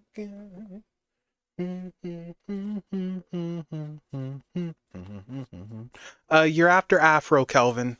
So don't worry, you're coming up soon. You're literally the next guy up after Afro Samurai. As we get along.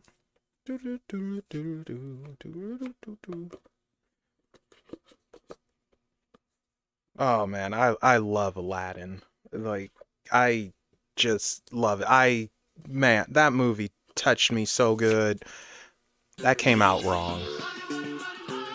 Oh, thank you, Anonymous, whoever you are. Thank you. Appreciate that.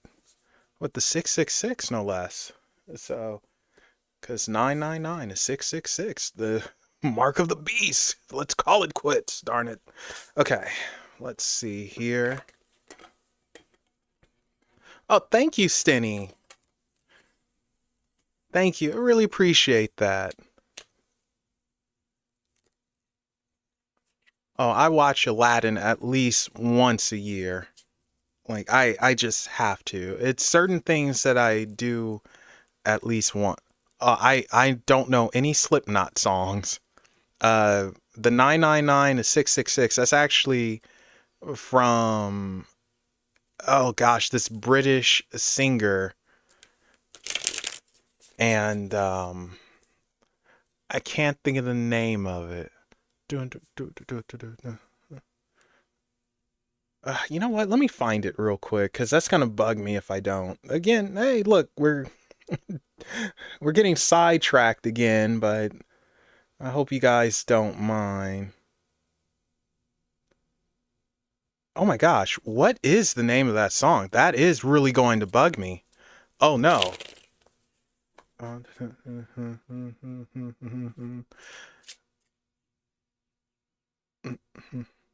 Oh my gosh. It's from an EA FIFA soundtrack.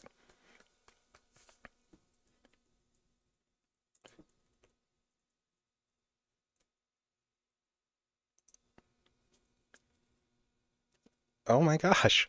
Oh, come on. Someone has to know this. It might be from FIFA 04 or 05.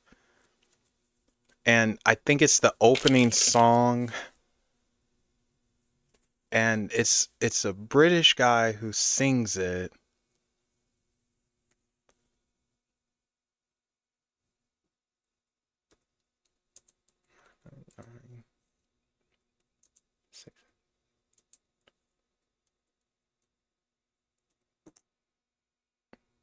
No, that's not it.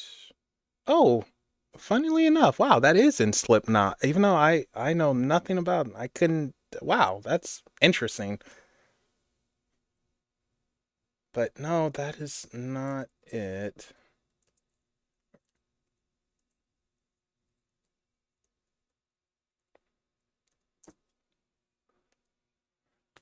Oh, someone. Oh, now I know. I just remembered. I know the name of the song.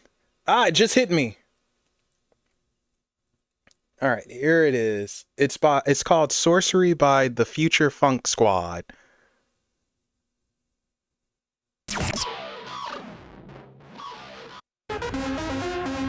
I'm skipping ahead a little bit. Yo, one. Hey.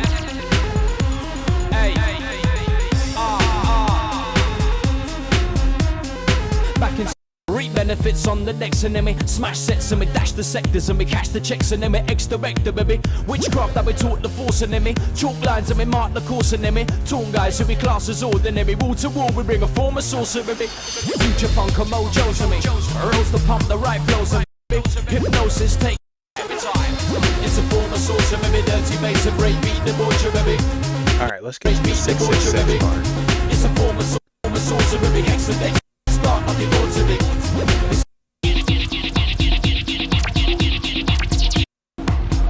Let's Me like a pseudo kung fu maneuver, the loops are legendary. In the mix, dropping audio bricks and me hi-hats, bass lines and kicks and then it's 999 cause 666 you see side of my lips when I spit my dictionary. Gather a force that draws from any wars to slaughter any star that's water, baby. Mono's ordinary, funk coordinary, calls the form to bring a form of sorcery. Okay, there you go. So sorry, that was gonna bug me if I did not remember that. But yeah, so Sorcery, that's the name of the song. I really like that song. Uh-oh. Emergency call. No, 999. Yeah. Okay, anyway, I gotta pull cards for you, Afro. I'm so sorry, guys. I'm wasting everybody's time going down memory lane, listening to music. What's happening here? Did you want a general, Afro? I don't even recall.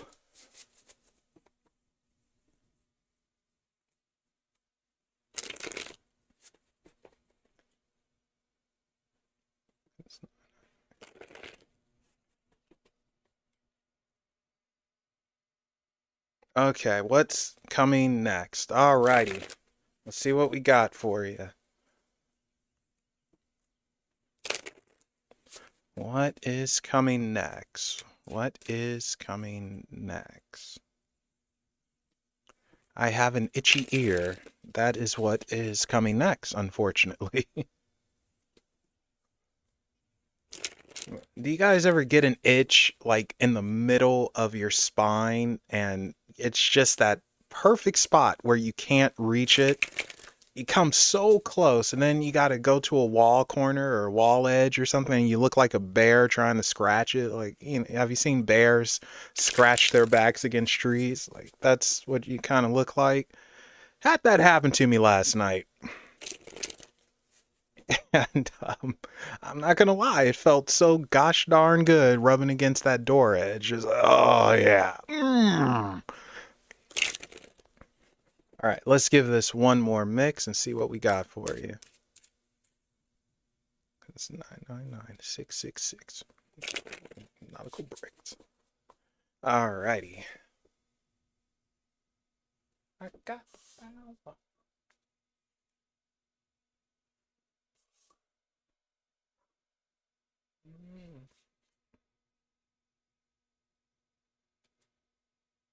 The heck is this? Wow, this one doesn't come out too much.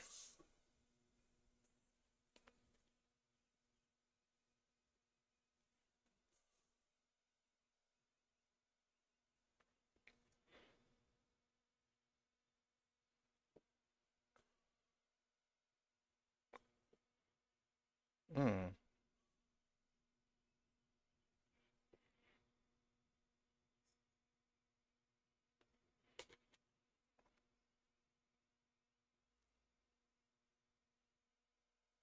Okay, Afro.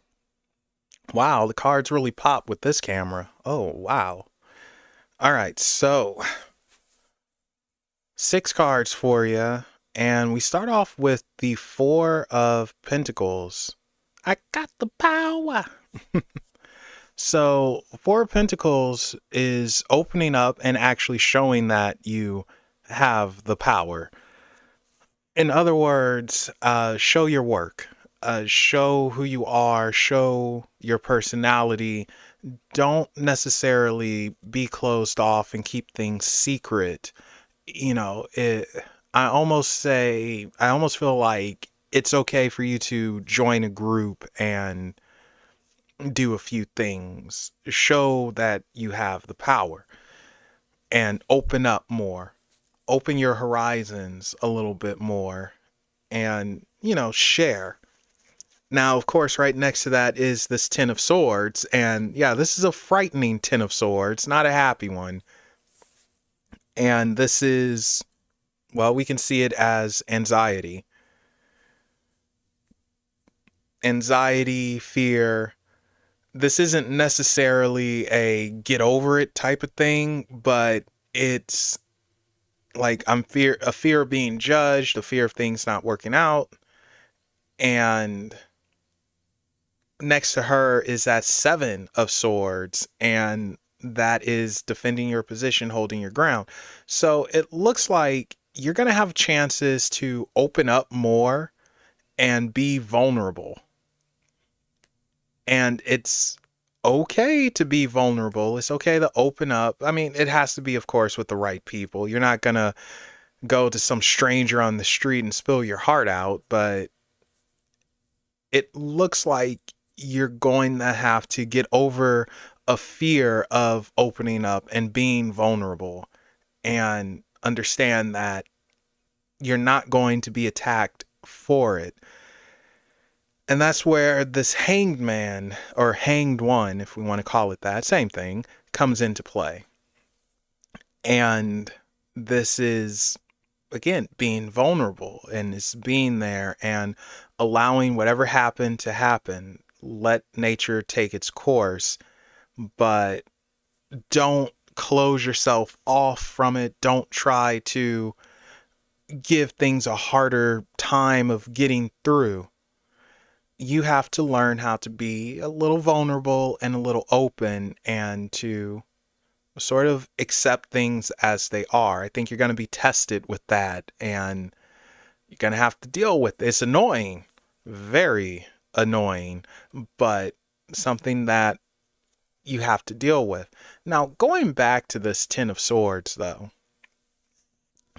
with anxiety and just a lot of fear, I'm not necessarily thinking you're a very fearful person, but there are fears here, and maybe it's a fear of messing up or going the wrong direction, and all of that. And I almost want to say embrace it. Get lost, get messy. Oh wow, what was that? The Magic School Bus.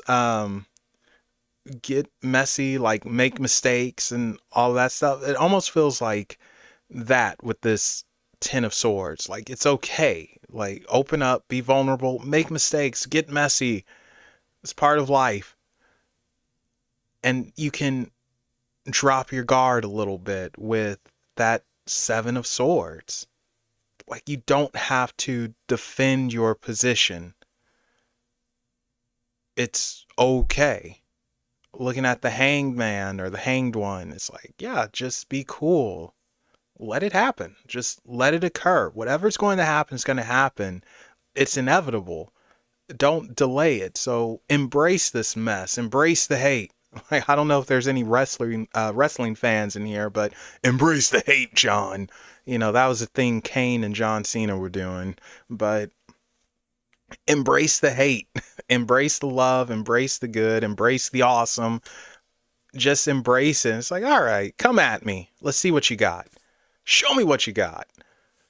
That's what it feels like. You're going to have a chance to embrace it, not run away, not say no, not dodge it. Open your arms up and embrace it. Come at me. And that's how you also flex your power, by showing no fear, by facing everything head on. So I think you're going to have a chance to do that. Now, scooting on up.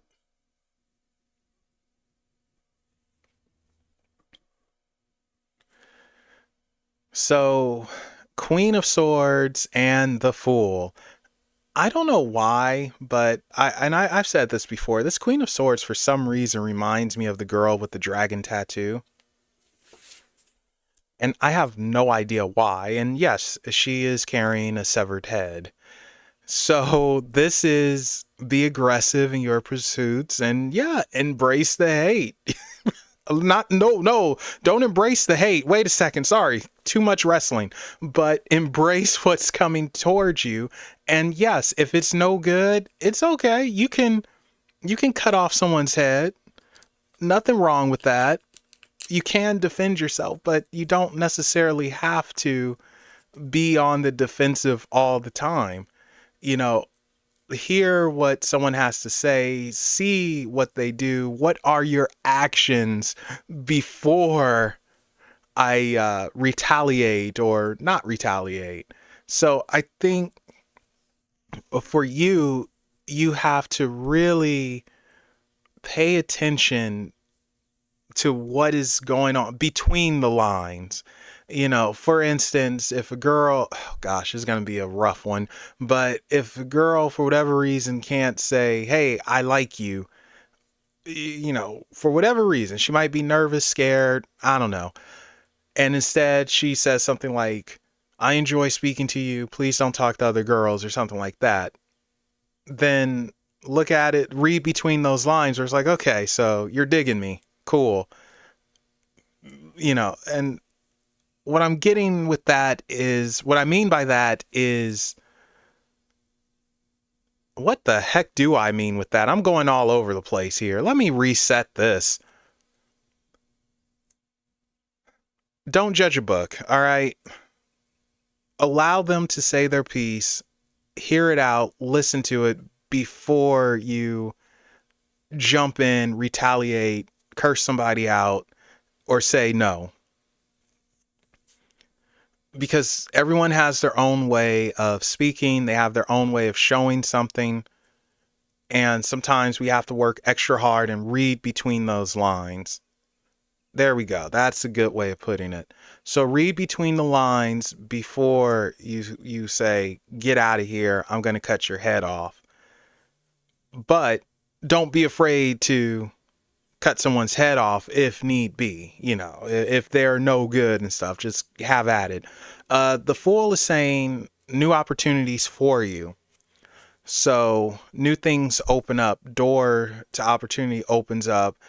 And I won't say you need to go through it. This also goes back to seeing what's there and being open to it. You don't necessarily have to go for it right away, but being open to it just to see, to understand, and then make your decision. So I do think you're going to have good opportunity come to you.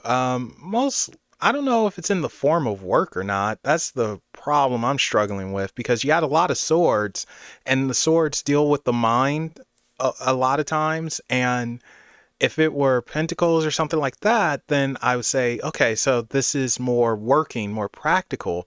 So this could be more metaphysical, like opening for a new type of ritual or learning runes or something like that. Be open to that, but you are going to get opportunity to learn more or see more, experience more.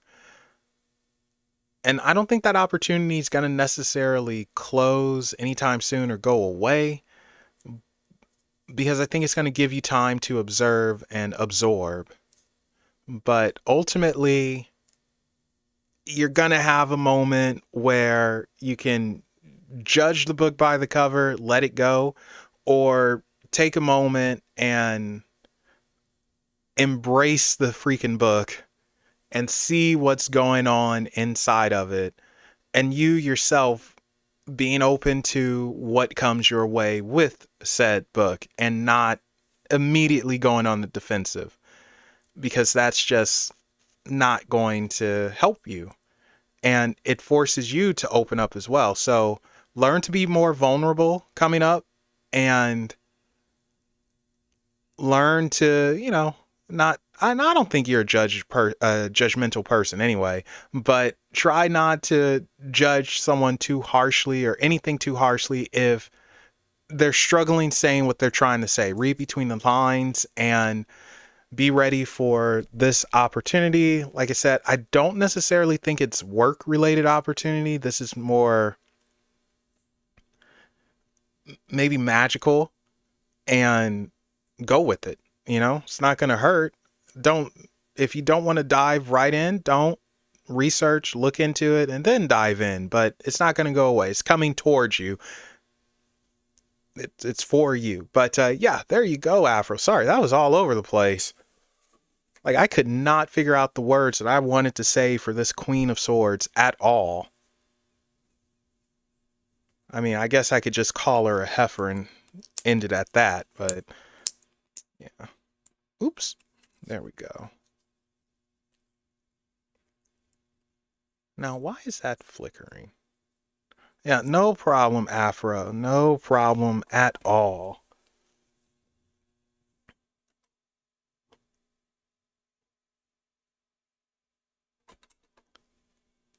Oh, does it? Well, that's funny. Wow. How interesting. That's pretty cool. All right, Kelvin, you are up, and I think you are the last person for today. And you wanted a general, and we will give you a general. And we will use the ethereal visions. And if you guys weren't here earlier, I'm going to let you know again next week. Huge, big, giant announcement. And I'm going to... Wait, Nick, you wanted to read? Never mind. Kelvin, you are not the last. Nick will be the last. I'm sorry. I didn't know you wanted a reading. I don't remember you saying something. So Nick will be the last one after Kelvin. But yeah, if you weren't here earlier... huge big announcements coming next week, and here is a little hint of what it could be.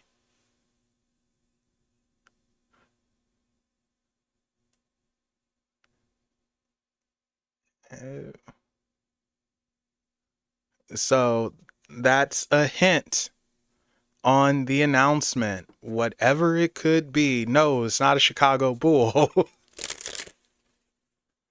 So I think Nick guessed merchandise and a few other things. So maybe, maybe not. I don't know. But you guys will definitely find out. God, I want that hoodie though. That's an awesome freaking hoodie. Okay, so this is for Kelvin.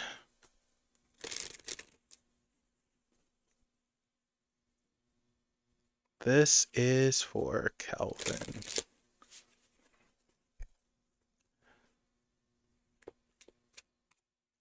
This is for Kelvin.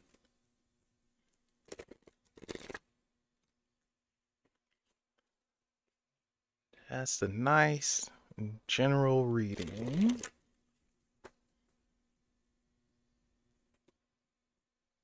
Ooh, 4 more hours and then it's showtime.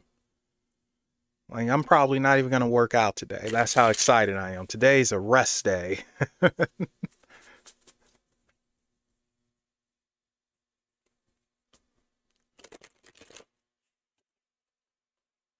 And let's give it one more mix. And see what we got for you, Kelvin.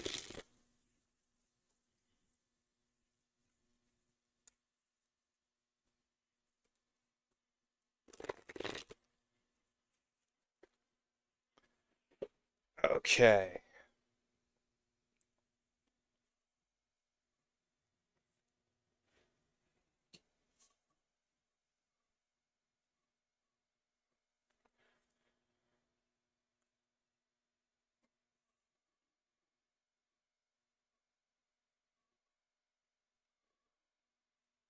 Oh, wow, the gold's actually showing up.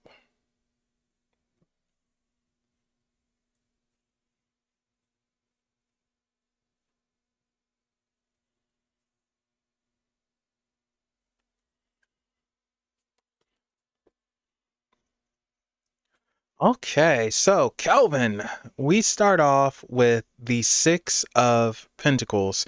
And to me, this is weighing pros and cons, giving, taking, receiving.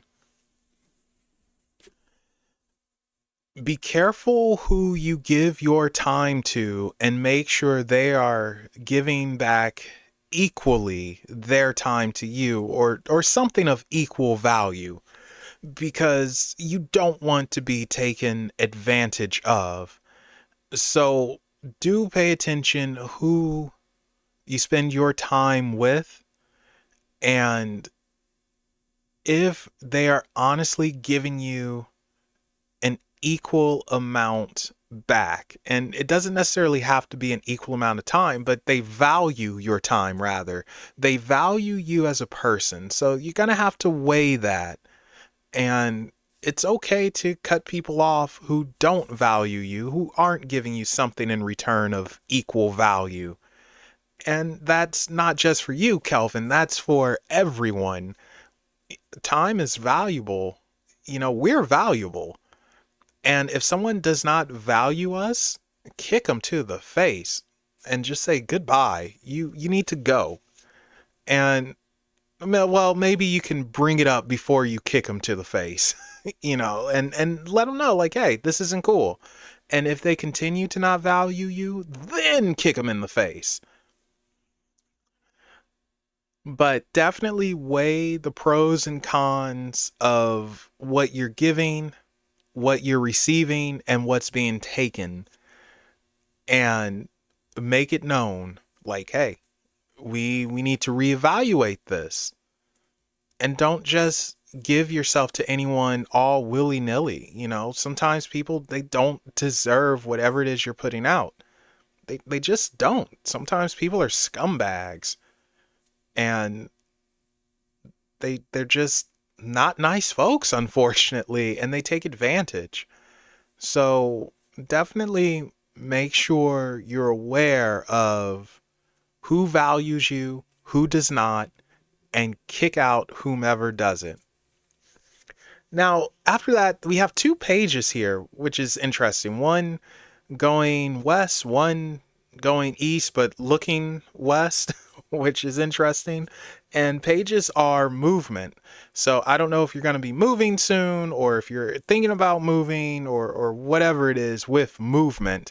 But Page of Wands, Page of Swords, following a passion, following your mind. So this is almost like logic versus heart, or the brain versus the heart. And usually the heart wins out.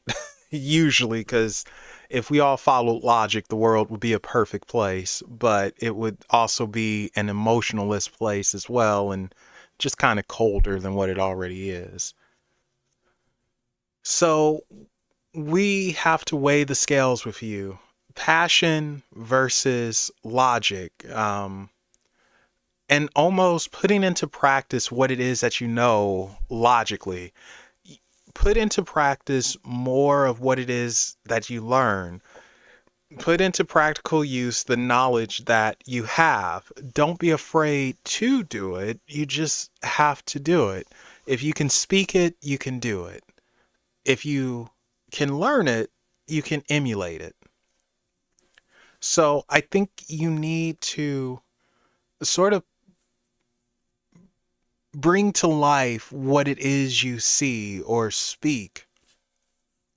Turn that logic into passion, or that, yeah, that's a good way of putting it. And when I say passion, I mean literally bring it to life, do something with it, not just house it to yourself, because that's not going to do anything. I mean, yeah, I guess every now and then you can share that knowledge with someone, but for the most part, keeping it to yourself is just, it's not going to do too much. So find a way to turn that logic into this passion energy and bring it out, share it, and show it. It's like, yeah, look at this. This is awesome.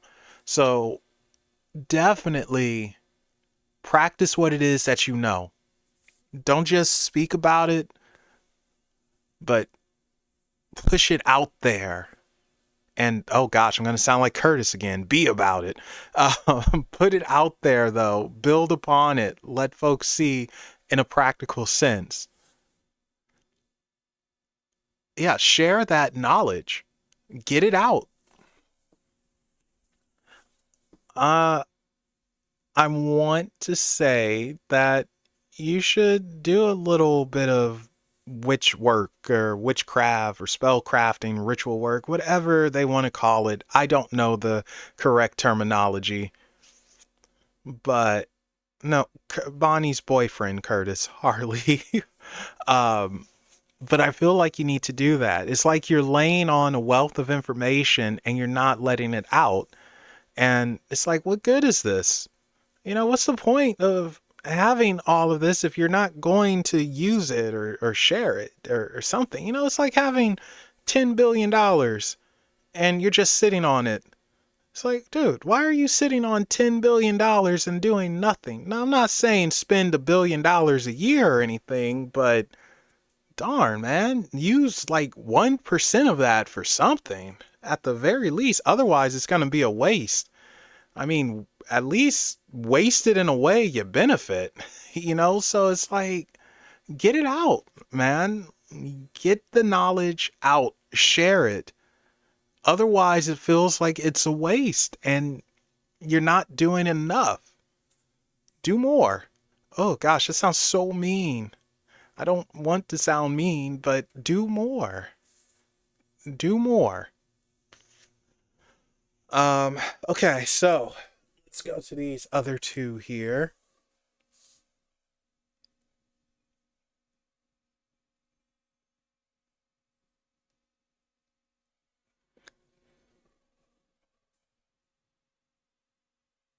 Okay, so Judgment and the Five of Pentacles. Both of these feel like resting, like healing up, resting. So I don't know if you are resting and healing, you're overcoming something, but that's what these just feel like to me, especially that Five of Pentacles, because the Five of Pentacles is usually looking for safe haven and ignoring it. But in this case, it feels like you've actually found safe haven and it's just resting up, healing up, and Judgment is the reset. So I think you're going to have a reset coming to you if it hasn't already hit or happened, where you're going to be able to get out of this resting period where it's like, okay, I'm cool, I'm healed, I'm 100%, I can get going. So I think you're going to be, I think you're going to have a chance to be very active, and you should be active, especially with those 2 pages. Okay. I think once you heal up, it's time to be active. Get back out there. I don't know, do some karate. That's a joke, by the way. You don't actually have to do karate, but just be active. You need movement. And I think it would do you very good. Judgment is the reset, though. And this isn't a negative reset or anything. This is like, okay, you're back to zero.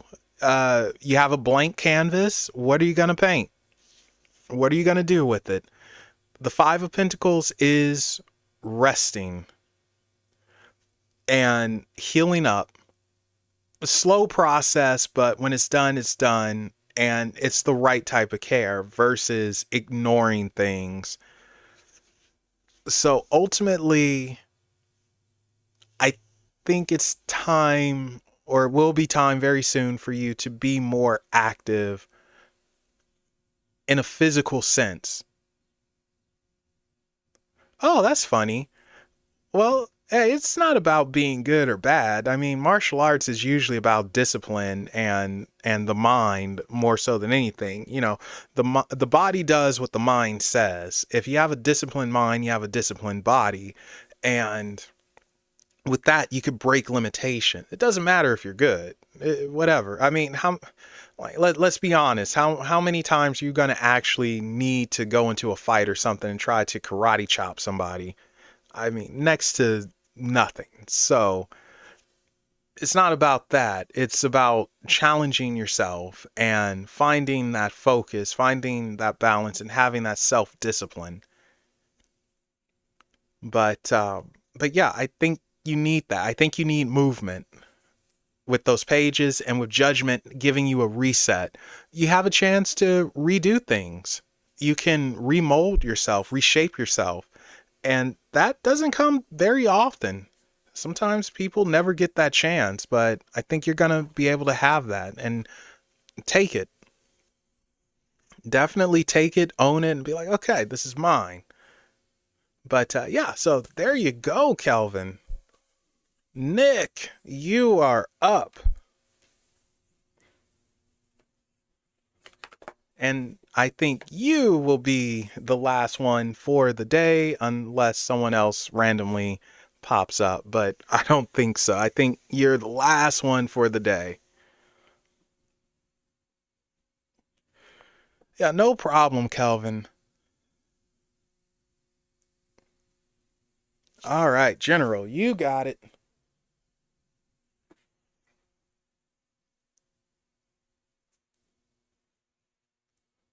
Um, I I think you have this deck, so I'm gonna use this one.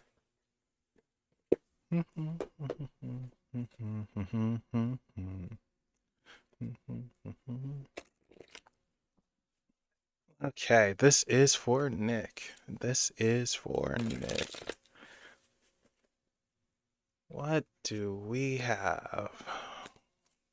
What does he need to know, see, do? What are the messages? Is there a big booty girl for him coming? What's happening here?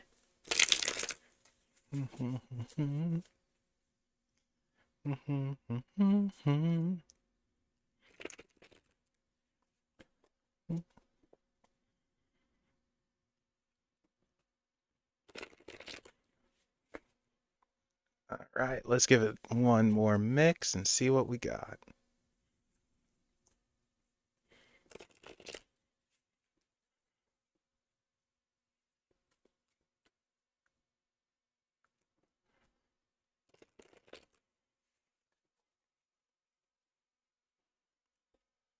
Oh, shoot. Okay. Well, we're starting off with the bang.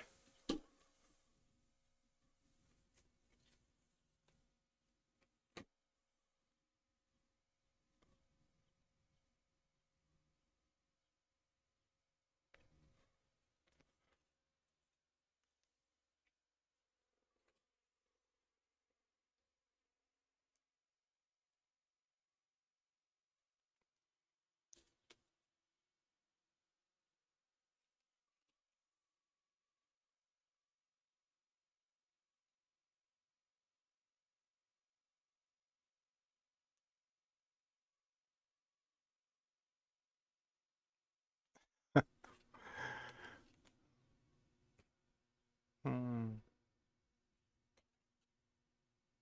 Hmm. Interesting. I actually think it's just those four cards.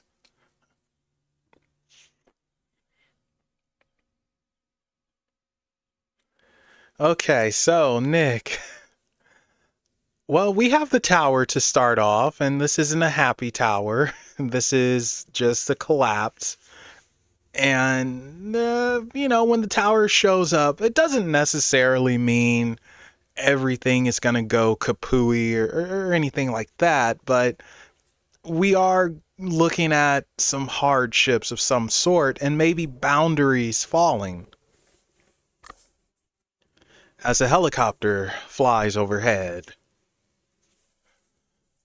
So we're looking at a forced change, I want to say. It's not going to be fun, but when it happens, it happens. When it's over and you're able to move on. And you move on to this Six of Cups. And the Six of Cups is the nostalgia card. Things coming back. So that's interesting because whatever's lost comes back. Whatever hardships you face, it's just temporary, and whatever you pay out, you get back. So it's almost like it circles around. It's just Mess happens. Like, I think that's the best way to put it. Mess happens.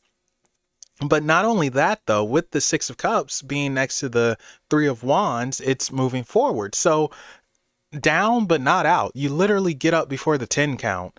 I'm in boxing mode. So yeah, you get up before the 10 count and you're still going. What appears to be a bad situation can be turned into something positive and good, and you still push forward. So yeah, there is a slap, unfortunately. There is a slap. It is annoying, but I think it might be something that just needs to get out the way. And if it doesn't get out the way nicely, then sure, it gets out the way by force. You know, nothing wrong with blowing some mess up. Don't blow anything up, people. But that Six of Cups, this nostalgia card coming back around, that feeling of like, you know, nostalgic, that like, oh wow, I remember this. This is awesome. It's that awesome feeling you get back, almost like you beat depression or stress. Like you get stress off of you, even though something slightly imploded. You get it off of you and you feel relieved. And it's like, oh, hey, I know this feeling. So I don't think you're getting fired, Nick. I don't think you're getting fired. Don't worry. But it is pressure that might be on you from other obstacles. So mostly I think this is obstacles being removed and pressure getting off of you and feeling just good with that Six of Cups, that energy coming back to you and feeling good. The Three of Wands is, again, though, walking forward, and it's like, yeah, I'm cool. I'm pushing on, I'm pushing forward, new adventure. So, I don't know if you have any vacation time coming up soon, but I would recommend taking a little vacation so you can get out of your normal routine. That needs to change, I think, with this Three of Wands. And it leads you forward, leads you places. And with the Seven of Cups, we're looking at options. Not every option is a good option, but we have options and opportunity. So, Three of Wands being next to it, it's walking into opportunities, walking into different options that you have because these boundaries have broken. They've crashed. You're able to do more, you know, and you'll be able to grasp at more. So you need to break routine, it feels like, Nick.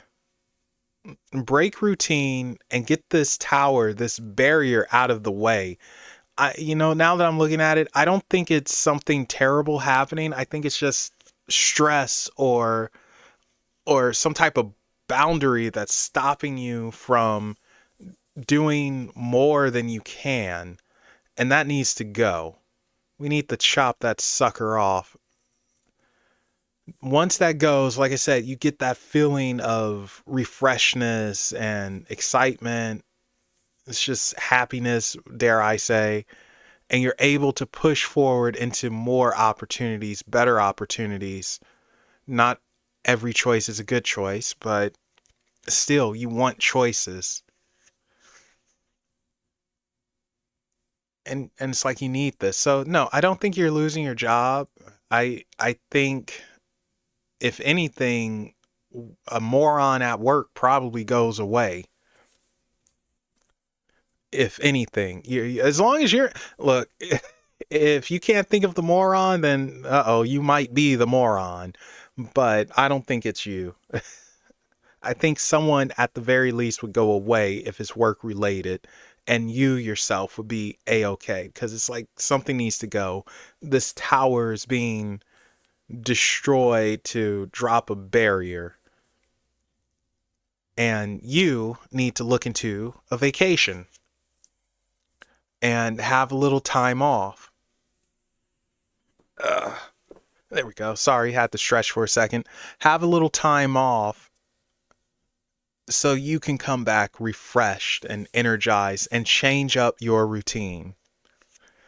No, Nick, you're not the moron. Like, I 100% know for a fact, I feel it, you're not the moron.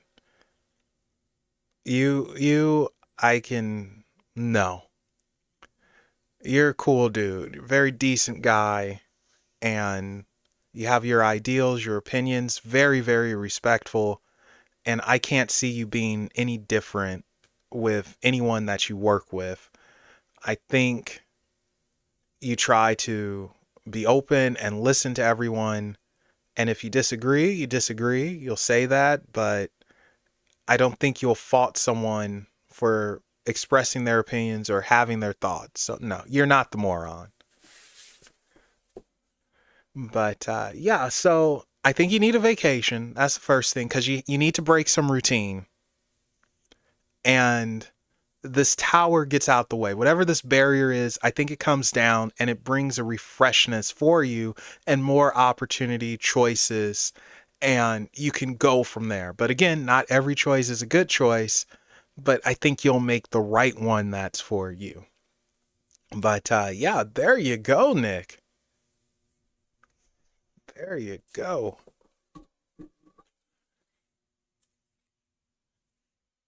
And that was the Gilded Tarot by Ciro Marchetti. So, if anyone's interested in that.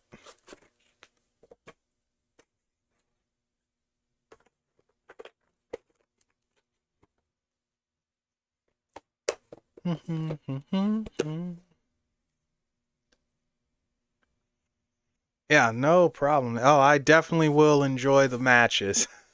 You have no idea how excited I am for them, to where, like, I'm going to break the diet just for today. You know, I've been waiting for Ryan Garcia and Devin Haney for years. They are 3-3 in the amateurs, and this needed to happen 2 years ago, but hey, it is what it is. It's happening now. The only problem is Ryan Garcia, well, I question his mental fortitude. But my money's on Devin Haney. I genuinely do think he is the better overall boxer and technician. And I mean, on paper, he should win, but it's boxing. It only takes one punch. But man, I can't wait. I'm so excited. And then after that, no real big fights in the works. There's Canelo and Munguia, but Canelo should win that easily. Terrence Crawford doesn't have a fight yet. Tank is fighting Frank Martin. That should be pretty good. I know people are going to tune in to this in the future or something. They're going to be like, what? Tank? Frank Martin? What is he talking about? Canelo? What's a Canelo? So, yeah, that one should be good. Gervonta Davis versus Frank Martin. Gervonta Davis, very underutilized as a fighter, and Frank Martin is still unproven, but I hope Frank Martin wins. Not that I have anything against Gervonta, but I just prefer Frank Martin. I think he's overall done or trying to do more. And Tank is being babysat. But anyway, that's enough boxing talk. We're not supposed to be talking boxing on a paranormal occult thingy majigger. But then I did say this is a random hangout, so why not? I mean, it's my channel. I can talk about what I want. I could talk about the man on the moon if I wanted to. But we won't be doing that. That's a little too crazy, you know. Who wants to see the man on the moon? So before I head off, what are you guys doing for this weekend, if anything? Any barbecues? Any going out to some clubs, working? What's happening for you guys before I close out? Oh, and I stretch my legs. and almost hit a wire. Oh my gosh, this is insane. You know how you know you're out of shape? When you just lift your hand, not even your whole arm, just your hand slightly, and you just feel pain. Oh my gosh. Staycation, exercise. All right, June, I'm with you on the exercise, although I'm not doing it today. No, Boxing Day. Um, Afro reading and some beer. That sounds like the life. And oh no, you sprained your knee. I'm sorry to hear that, Harley. Oh, both knees. Gosh darn it. That sucks. I am so sorry. Doing a review. Ooh, nice. Reading and reviews. I actually have a review planned that I've been putting off, but I sort of have an itch to do it now, and it's going to be a review of Wednesday. So I'm thinking about it was worth. Well, okay. So Harley, what did you do to sprain your knees then? If it was worth it, what were you doing? Oh, playing. Hey, can't go wrong with Nintendo. Like I want to one day pick up a Switch, but then I don't because I know as soon as I pick one up, they're gonna announce the Switch 2, and I'm gonna be highly upset. So I'm holding off a little bit. Oh, I've already seen the show, Kelvin. Yeah, I know it's on Amazon and them, and I have thoughts about it. We'll say that, but I will try to get rid of some of my thoughts, we'll say, and just judge the show how it is. But it's almost impossible because you always will go back to the Addams family and you can't help but compare. And it's like, huh, very interesting. And I will say this, the one thing the show really did right, surprisingly, was what's his name? Lewis, you guys know his name, like Lewis something as Gomez. They did that so right because Gomez is not an attractive guy. Unfortunately, or fortunately, with the show from the 50s or 60s, Gomez was attractive. You know, he was crazy, but they made him too attractive. Louis Guzman, thank you. Yeah, casting Louis Guzman as Gomez from a physical standpoint is spot on with what the character from the comics looked like. They did a very good job with that. I don't know about the acting part, you know, because Louis Guzman, he has a very peculiar way of speaking.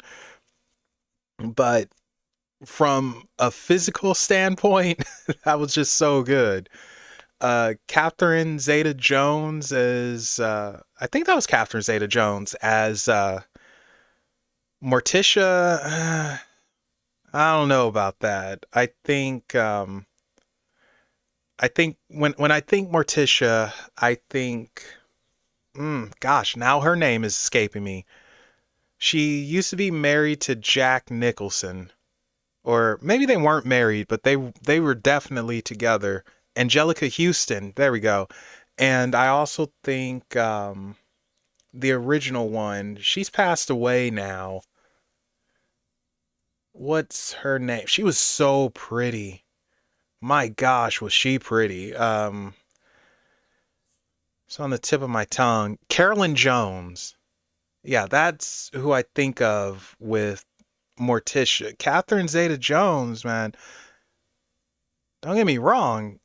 You know, Catherine Zeta Jones was a hottie. But she, I don't know, man. She just didn't look good as Morticia. And what's that girl's name? Jenna Ortega or whatever as Wednesday. Uh, no matter what, that role will never reach the level of, oh my god, Christina Ricci. Like that role will never, like Christina Ricci killed it as Wednesday, and it's just impossible for anyone else to get there. Oh, hello, Eddie. Welcome. Endorsing for president? No one. I like neither choices. So, yeah, I, man, I will write in my name. That's how much I dislike the choices. So, and I think if Cory Booker were to go third party or something, I would probably say Cory Booker. Yeah, Mel for president. You guys would not want me as a president. That would be bad. Trust me. You don't want that.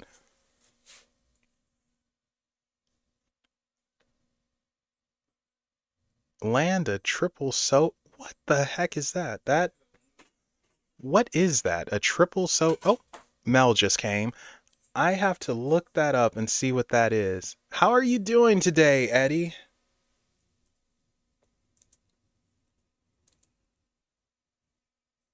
Oh, it's a skating thing. Or is it a gun thing? Wait a second. No, it's skating. Figure skate. Wait, you ice skate? I'm not bad. Just hanging out and talking for a bit, pulling a couple of cards, and just hanging out, passing a little bit of time before the boxing matches. Yeah, he ran a few years back, and with Cory Booker, I like a lot of his ideals or ideas and what he pushed, but he also became very cheesy, and I blame Rosario Dawson for that. But ultimately, there really isn't any politician that represents what I feel. Unfortunately, it's just very much left and right at the moment. And it's unfortunate because one side is trying to force you into acceptance of everything and love and all of that. And the other side, I'm not going to say they're not trying. Yeah, the other side, I'm not saying that it's like, no, you can't have this or that or this or nothing. I think with the other side, it's trying to keep values, but the problem is it's too conservative. So it's just one of those weird things. Ever since Oh, right on. That was really a fun show. Although I didn't realize my mic was that low and everything, and I redid the audio balance, and I'm sorry about that, but that's okay. Lawrence and Meryl, they were the stars of the show anyway, and that was so much fun. Like, hopefully Lawrence gets back into podcasting and doing more because he's such a cool guy, such a great personality, so much energy. I think it was like 11 or 12 a.m. over there, and he's just like, yeah. It's like, how do you do it? I don't have that energy. I wake up tired. I wake up and it's like, you know, moving at the pace of a tortoise. It's insane. Well, that's just it, Nick. You know, that's what we're supposed to have. You know, we're supposed to meet in the middle, but no one wants to. Extremists have taken over, and that's just the honest truth. And they created a mentality of us versus them. You're either with me or against me. When, you know, you have somebody like me who's like, well, I'm pretty much neither. Most of the time, I don't care. You know, like, that's the first thing I will say. Like, I don't really care, but it is either you're with me or against me, us versus them. Pick your side. And if you don't pick a side, then you're just as bad as them. Well, who's them? How am I bad? Like, I didn't do anything. Like, I just want lower taxes. Please.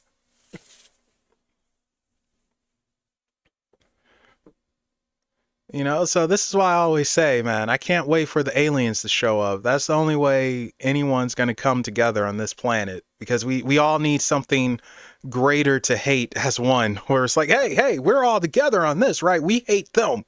We hate the aliens. Actually, speaking of aliens, this was pretty cool. Recently, some videos came out about UFOs, or UAPs as they call them now. I still say UFOs. This giant sucker military was tracking, all of a sudden disappears, flies right under the water. And they were like, what the heck just happened there? And it's been a few theories and stories that say that there are underwater bases. I'll never forget this. I was speaking to, no, this wasn't CIA. This was a former physicist who was into all this stuff. And he was saying that the Bermuda Triangle is unusual. And of course, it's not the only triangle. You also have the Dragon's Triangle. And it's unusual because of the magnetic pools that's there.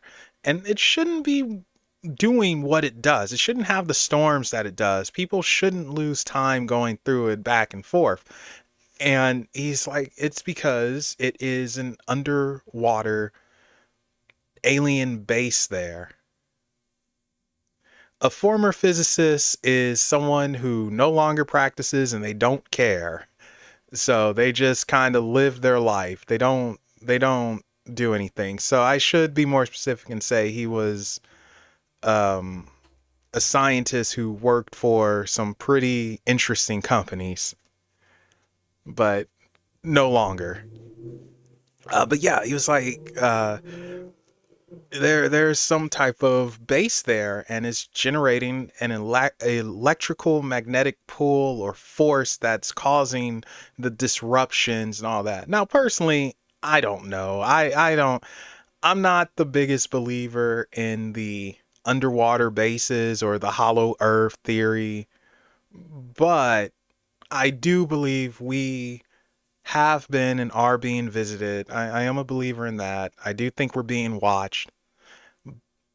But as far as, you know, them replacing humans with clones or pretending to be humans in disguise and all that because of the New World Order and all that mess, no, not a believer in that.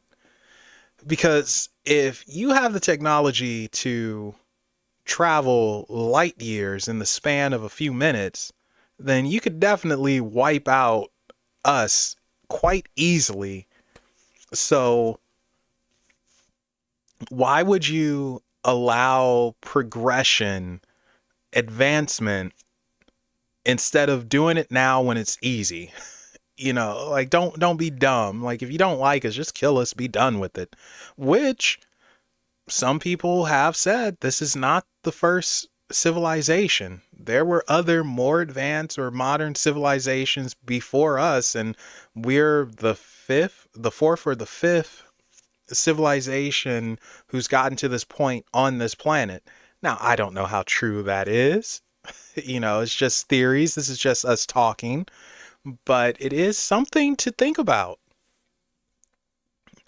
You see, man, this is why I kind of want more alien guests on, because to have discussions like that with someone who is just more deep into the lore and the knowledge than I am. But the problem is with alien guests, man, they're crazy.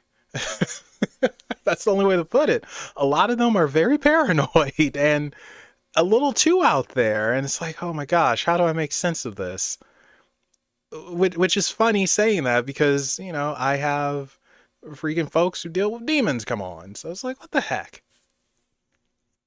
But I really would like to have more alien guests on.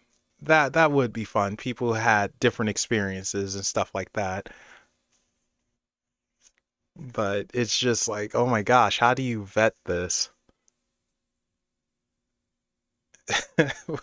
Which, I mean, and I know you guys would enjoy, but man, oh yeah, it's a lot of stuff about aliens and whatnot. Now, here's something that is interesting, or you guys, I don't know, you might not consider it interesting, but years ago, and this wasn't for an interview or a podcast or anything, this was in my personal time, I was speaking with Peter Maxwell Slattery. And I don't know if he's been exposed or not. I haven't seen anything from him in a long, long time.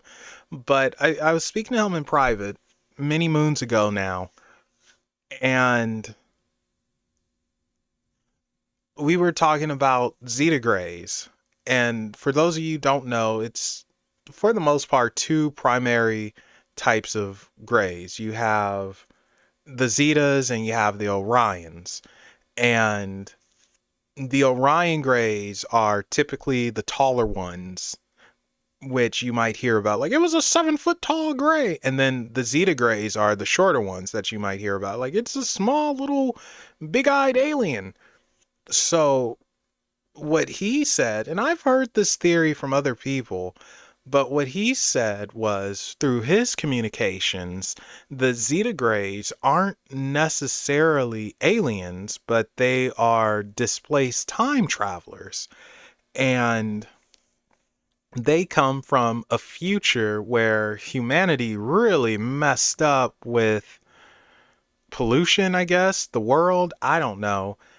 And they evolved into that to survive, and they've come back in time to try to fix it, and if they can't fix it, they're just gonna wipe us out. So I don't know what sense that makes, because but yeah, that's what he was told, and I was like, oh well, that's interesting. Not the first time I heard it. It's interesting to think about, like, okay, so we're the aliens and we're gonna kill ourselves. Brilliant. Now the interesting thing about that is, if we believe in the split timelines, it won't matter if they kill us, because in their timeline, nothing changes. It just splits and creates a new timeline. Where if someone has gone back in time and they change something, we would never know about it, because the timeline that we're on, it will never change. It's always going to continue on.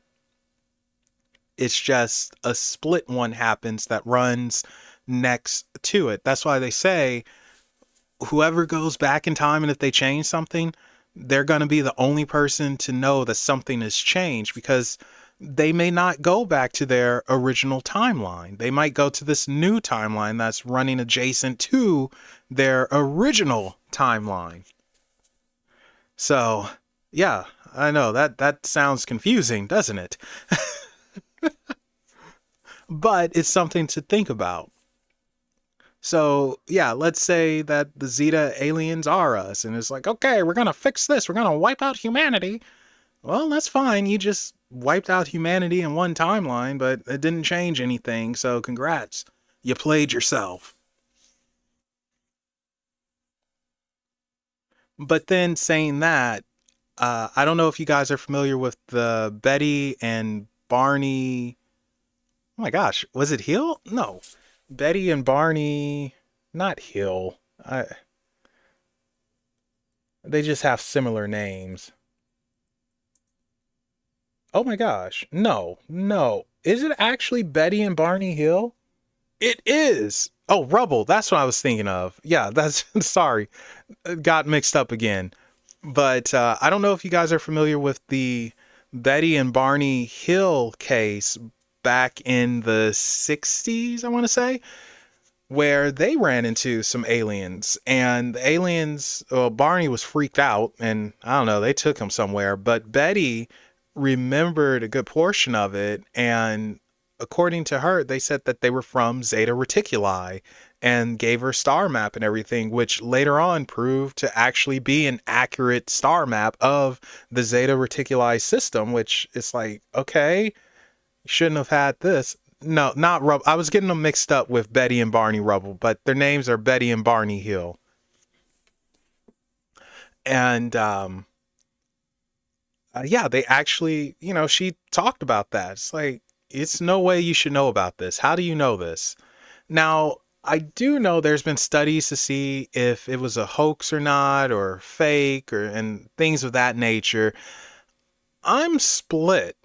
I'm really split because they said that a Twilight Zone episode or something like that happened before their encounter, and that influenced things, and I don't know. I mean, it's one of those cases where it's okay being skeptic, but now you're just sort of throwing mess out there just for it to stick and land. I don't think they would intentionally try to fake that type of story, not at their age and all that. And Barney just truly seemed freaked out. And Betty kept with her story. And it's like, no, I'm not changing this. But then over time, some details did change. And I remember one detail, which I thought was interesting, was that the aliens, they were in suits, and their eyes, those big black eyes, weren't their real eyes. They were lenses. And underneath it, they had slimmer, smaller eyes, and it was cat-like. So I thought that was an interesting detail. Are you guys actually enjoying it? I'm surprised people are still here. What's going on here? I mean, I'm over here talking about some weird alien mess. So just something interesting to think about. I don't know, man, but could you imagine? And I really want you guys to think about this because it could go a couple of different places.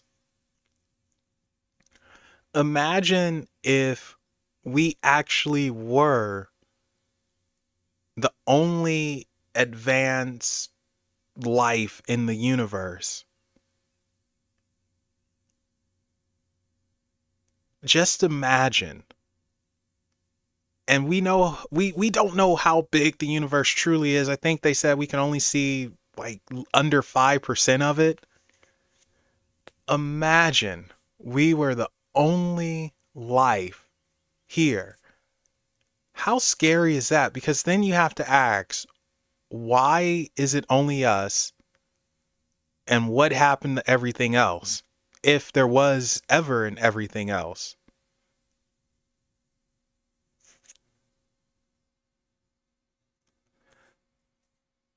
Oh yeah, I am familiar with this, Eddie. There's actually a couple of them.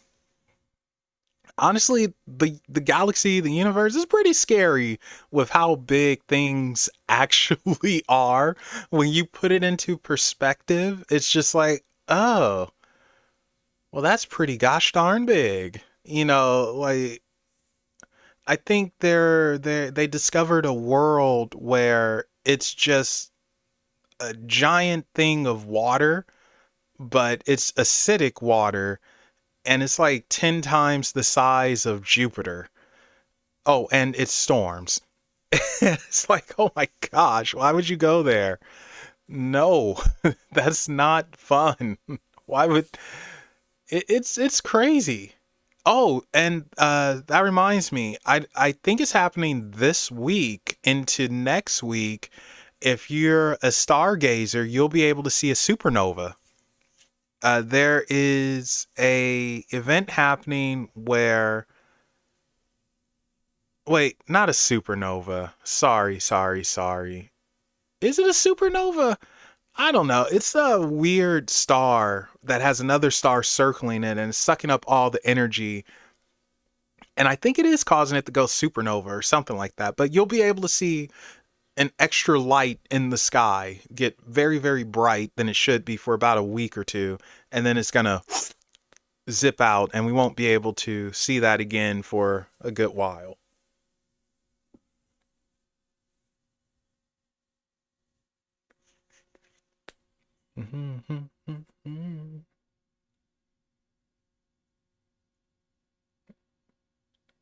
So, Eddie, question for you.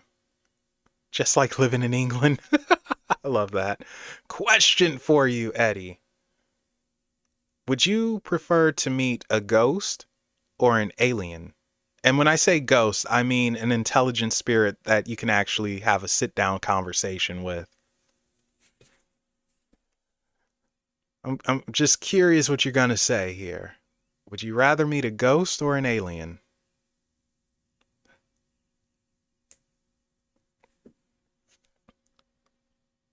Oh, you have a telescope? No, I wish I had a telescope. Those suckers are too expensive. Harley, you rather see a ghost? Okay, Harley rather sees a ghost. Kelvin, it doesn't matter. I'm just in it for the excitement. Whoever wants to speak to me speaks to me.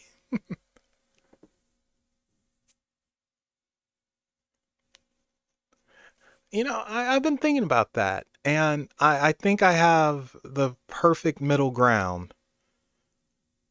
An interdimensional ghost alien. Yes.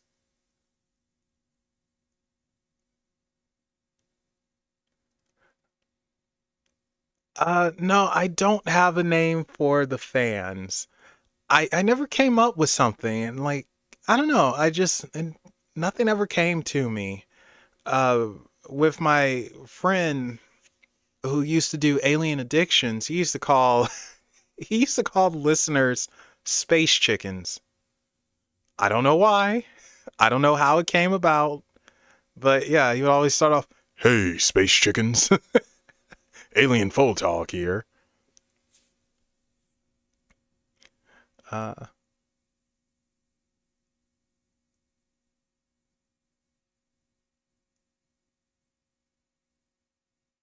okay, so you're a ghost as well. Hello, paranormal witch. Welcome. We're just hanging out, chatting for a bit. Actually, let me switch to this screen. Or not. Let me just hit the wrong freaking button. There we go. Yeah, we're just chatting, hanging out. Nothing much going on. Passing some time till some boxing happens. And I'm also sore sin, so that too. And since you missed it earlier, next week, a very big announcement is going to happen. It's actually going to be two videos that, well, technically one pre-recorded, and then if I don't do a stream, I'll do a premiere. So it's going to depend on how I feel, but it's going to be awesome, man. I just can't wait. And this is the hint on what's to come. There you go. That's your hint. And no, it's not a Chicago Bull. And yes, it is a cool hoodie. No, I don't own that hoodie, but I would if I could find it. Man. So I doubt too many people get it from this. I mean, it's actually a fairly decent hint, but yeah.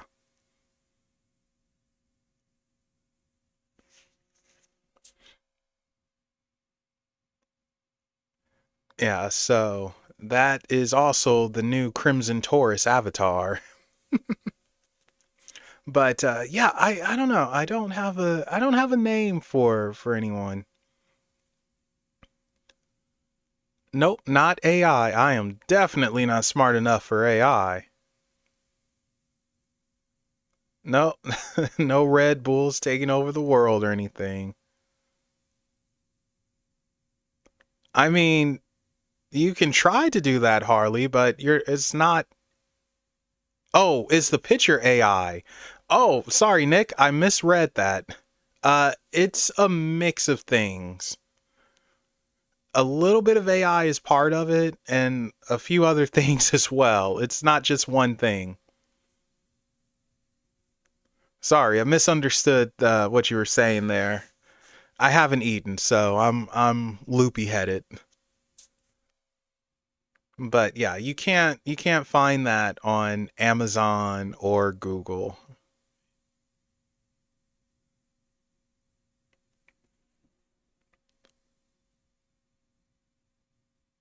Well, not that smart yet. And again, Terminator taught us, but no one wants to pay attention to it. And Skynet, man, you gotta understand. Terminator is prophetic, man. It's a spoiler, it's a warning. It's trying to tell us. No one wants to listen. Man, you better believe it. Like, actually, fun fact, I legit don't use any of those AI assisted things. I very heck no. Yep, you enjoy, Kelvin. You have a good dinner, and thank you for stopping by, hanging out with us. I really appreciate it. You know what? That would be so amazing if he did that. That would be so funny and so cool. I mean, I don't know how the ghost would react, but everyone else would get a kick out of it.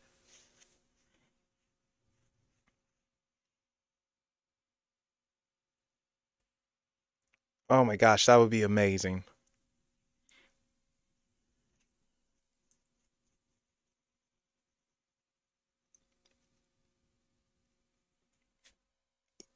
You know, I have a few people who are trying to get me to go ghost hunting. I keep saying no because it's just not for me. But if anyone is in Ohio, then let me know and I'll introduce you to Adam, and he'll let you do a hunt in Madison, Madison Seminary. You know, that's the other thing, man. I'm freaking waiting for um, our haunted minds to put up some more stuff so I can review and get David and Eric back on.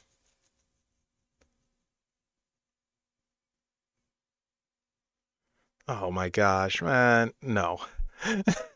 Okay, so here's something that I do plan for the future. I do plan, like, I mean, I need to save up a lot for this to happen, you know, a few $1,000, but I want it to happen. I will make it happen somehow. But I do plan to do an unexplained investigates or unexplained explores where Niema and Bonnie or whomever, Niema's definitely going to be a part of it. It's no, she's doing some legwork where they actually investigate haunted locations or purportedly haunted locations and see what they can get. So I think Niema would be good for that because she legit has zero experience in that type of thing. And, you know, someone like a Bonnie or Eric or Dave or something, they do. And it's like, okay, let's see how you react versus how you react. So I do plan to have that happen. I just don't have the capital for it. Oh man, Eddie, you have no idea how right you are because the places are extremely dark. You literally can't see in front of you. And they turn off everything. Well, the ones that are legit do anyway, to where it's just pitch black, it's no electric current, nothing. And usually those places are really hot. I don't know why they're always so freaking hot, but usually they're really hot. And you can freak yourself out and punch yourself without realizing, like, oh, well, you know, so you have to go in there with the right mindset and you have to figure out how to remain calm. Easier said than done because your senses, they get heightened. I mean, your vision, it goes into night vision sometimes. You know, your eyes adjust to the dark. They say it takes about 15 to 20 minutes, but it's so dark they can only adjust so much, and you might be able to see 2 inches in front of you. That's about it. And your hearing adjusts to where you're just hearing every little thing, and you're just more on edge.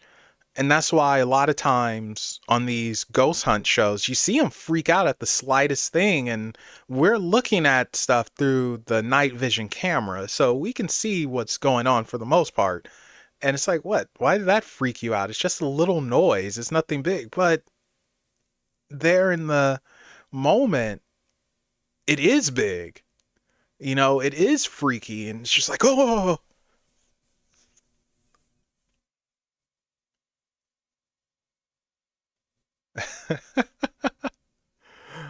Oh, that's funny.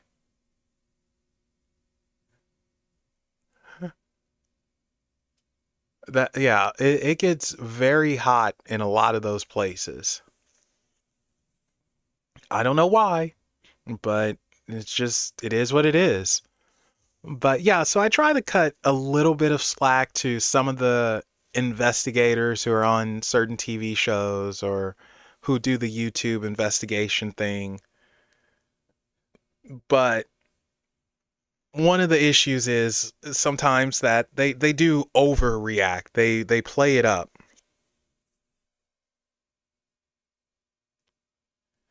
Ooh, esoteric secret society that exists in modern times. Well, that's the problem.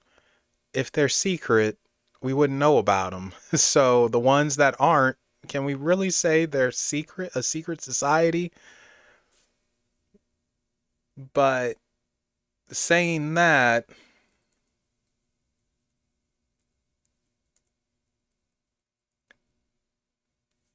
I'm trying to think who it would be, and that's already a problem if I have to think about it.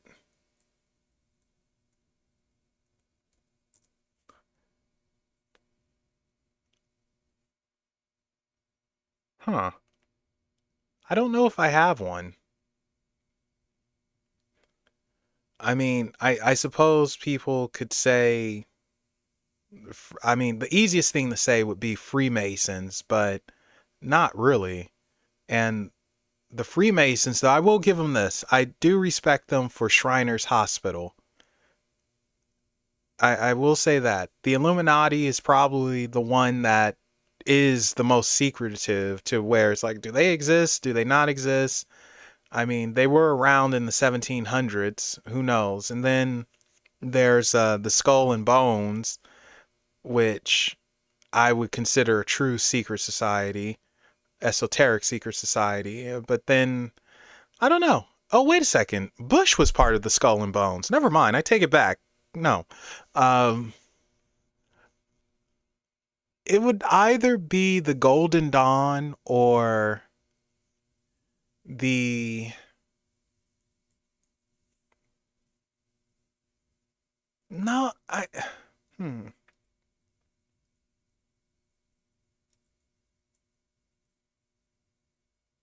I don't know. I actually can't give you an answer. Skull and Bones, it is a college fraternity, but it goes deeper than that. They were, I think they're from the 1800s originally, and they did some interesting stuff, we'll say. But I can't answer. I'm sorry. I really can't give an answer. The closest one I would say is the Golden Dawn, but even then, it's just like, maybe the ORO. I don't know. I can't give you a legit answer. I'm really sorry. I don't know.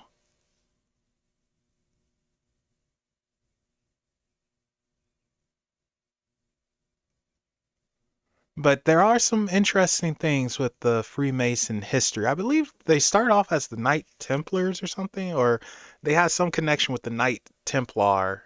Yeah, because the Freemasons, they were originally brick masons or some other type of mason. Then they became the Freemasons.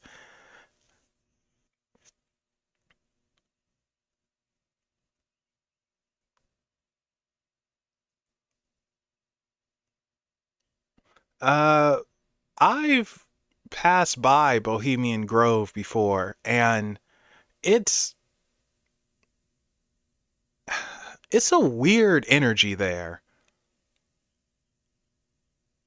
It's odd, to say the least. I do think people exaggerate on some of the things that happen, and a lot of folks know about Bohemian Grove thanks to Alex Jones when he did whatever secret thing. But I will say this: the energy there, it is weird. It is something odd, and I know that some people connect it to aliens, being that they deal with owls, and owls have a connection with witchcraft and aliens and all that. And I have heard like they do some mock sacrifices and everything, but Bohemian Grove is weird. It's a weird energy there. It is something up with that area. It's odd. I've not been to the Clown Motel, but I can tell you now, it's not fake. I've spoken to people who have been there, who have investigated, and yes, it's dressed up a little bit because the person's odd, but it is legit. The Clown Motel is spooky as sin. And they told me that they've been touched. There were weird movements with shadows, and it's like it just couldn't be explained. But yeah, if you have a fear of clowns, don't go there. It's not fun. Oh, that reminds me. I need to rewatch Demon House again. I'm going to be watching that with someone tomorrow, actually. They've never seen it before. And Paranormal Witch, I think, or was that Harley? Hold on, let me scroll up real quick. Give me a second.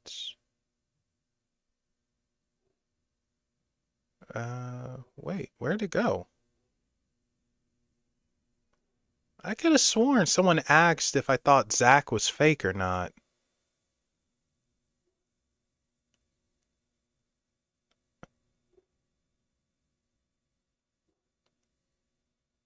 Oh, there you go. Paranormal Witch. No, Zach isn't fake. Um, yeah, in my opinion, Zach isn't fake. And part of the reason why I say this is because I've spoken to people who have investigated with him, and they've all said the same thing. He's very, very passionate about what he does. It's just he comes off a little, well, Zach, and he Ghost Adventures blew up too big. Guy makes a lot of money, and he's a control freak. But as far as them with filming and all that, it's not fake. They might exaggerate a little bit, but it's not fake. He is legit. It's just he's a control freak. He definitely is a control freak, and he doesn't know a lot. Zach's a bit on the dumb side. He researches to an extent, but part of his problem is he's stuck in a Abrahamic mindset, and he very much sees black and white. He doesn't see in between and the what ifs. He blocked her a couple of times actually. So I know what happened here. I think she took that video down. Like I think she took down videos of her acting crazy over Zach and Johnny Depp and Keanu Reeves. But but yeah, so her original Twitter account, she was, I don't know, I guess spamming him left and right, and he blocked her and she got mad. And then she created another Twitter account later on and he blocked her again. Which, I mean, how bad are you that you get blocked by a celebrity who deals with a lot of crazies?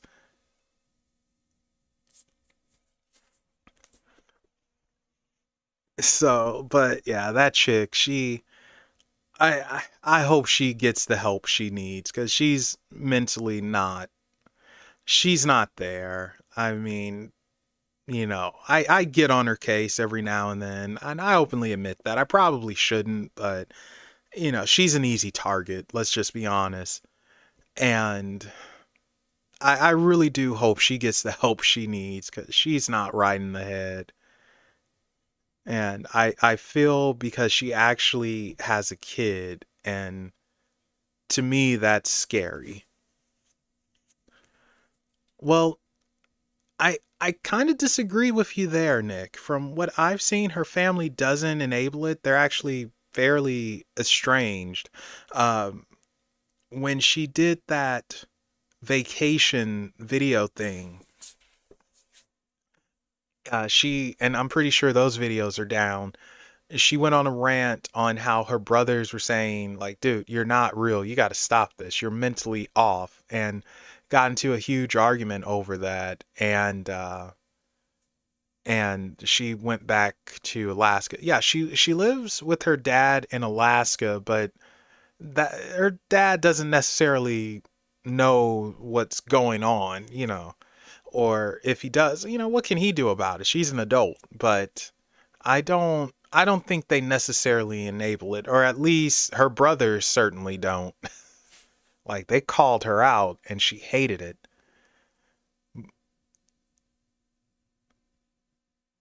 Yeah, it's weird with her. But like I said, I hope she gets help. I really do, cuz and this is, I think, where Malice and I, or Adius now, I think this is where we actually split on opinions, to where I think he believes she's very aware and does what she says intentionally, and she's aware of that. Whereas me, and she doesn't truly believe the mess she spouts out. Where me, I believe she actually believes the nonsense she says. I think she's sincere in what she tries to preach. It's just off. I think she feels that she does fight demons or whatever in some lucid dreams, and she is being attacked or whatever when it's just a cat scratch or something. And I think she believes she truly is helping people with those terrible books. Um, I really believe there's a sincereness to what she puts out. It's just incredibly off and misleading, and it will get someone hurt.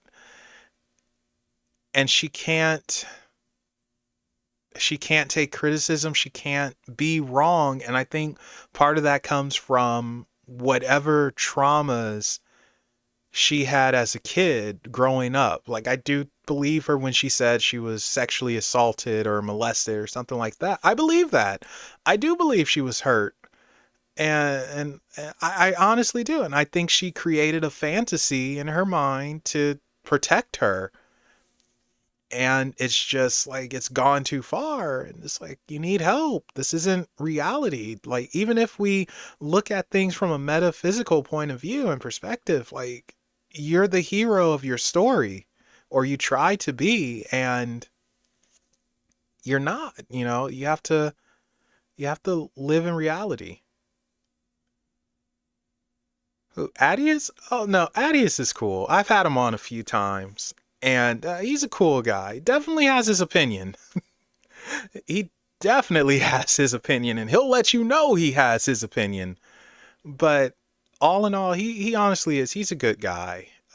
It's just, I think sometimes when it comes to speaking in text and all of that, and trying to interpret the emotions or meaning behind something, things get lost in translation. But honestly, he's a cool guy. So, him and Mystic. I like Mystic. Mystic is funny. All of them are cool, to be totally honest with you. Like, it's not too many people that I've come across who are just legit nasty people where it's like, I don't want to associate with you ever again.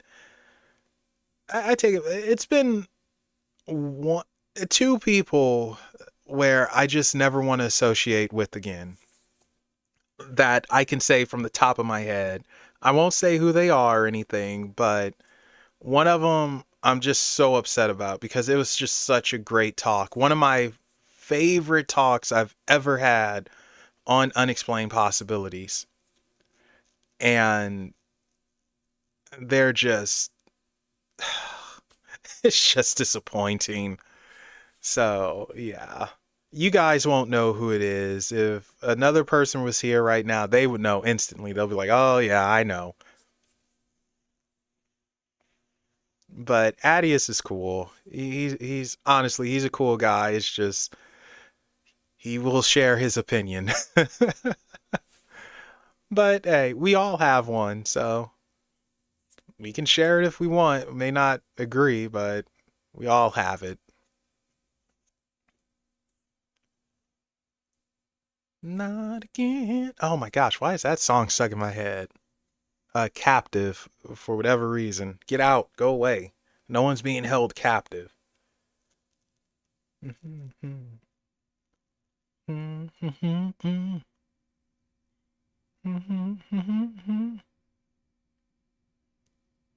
Oh yeah, she absolutely does not like him. I think it's because he just, he called her out and then he's a Satanist, so that really cooks her grits. And she does not like she does not like her wrongs being pointed out because, she sees herself as the super psychic. And that's the issue.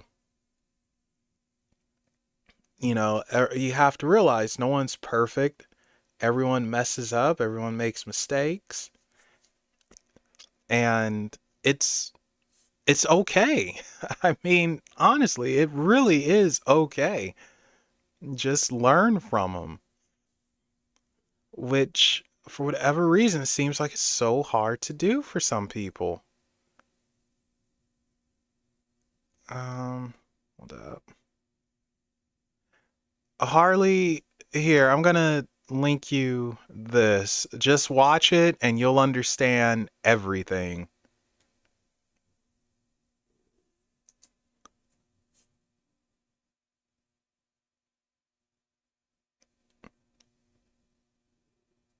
There you go. So just just watch that and you'll get it. Uh,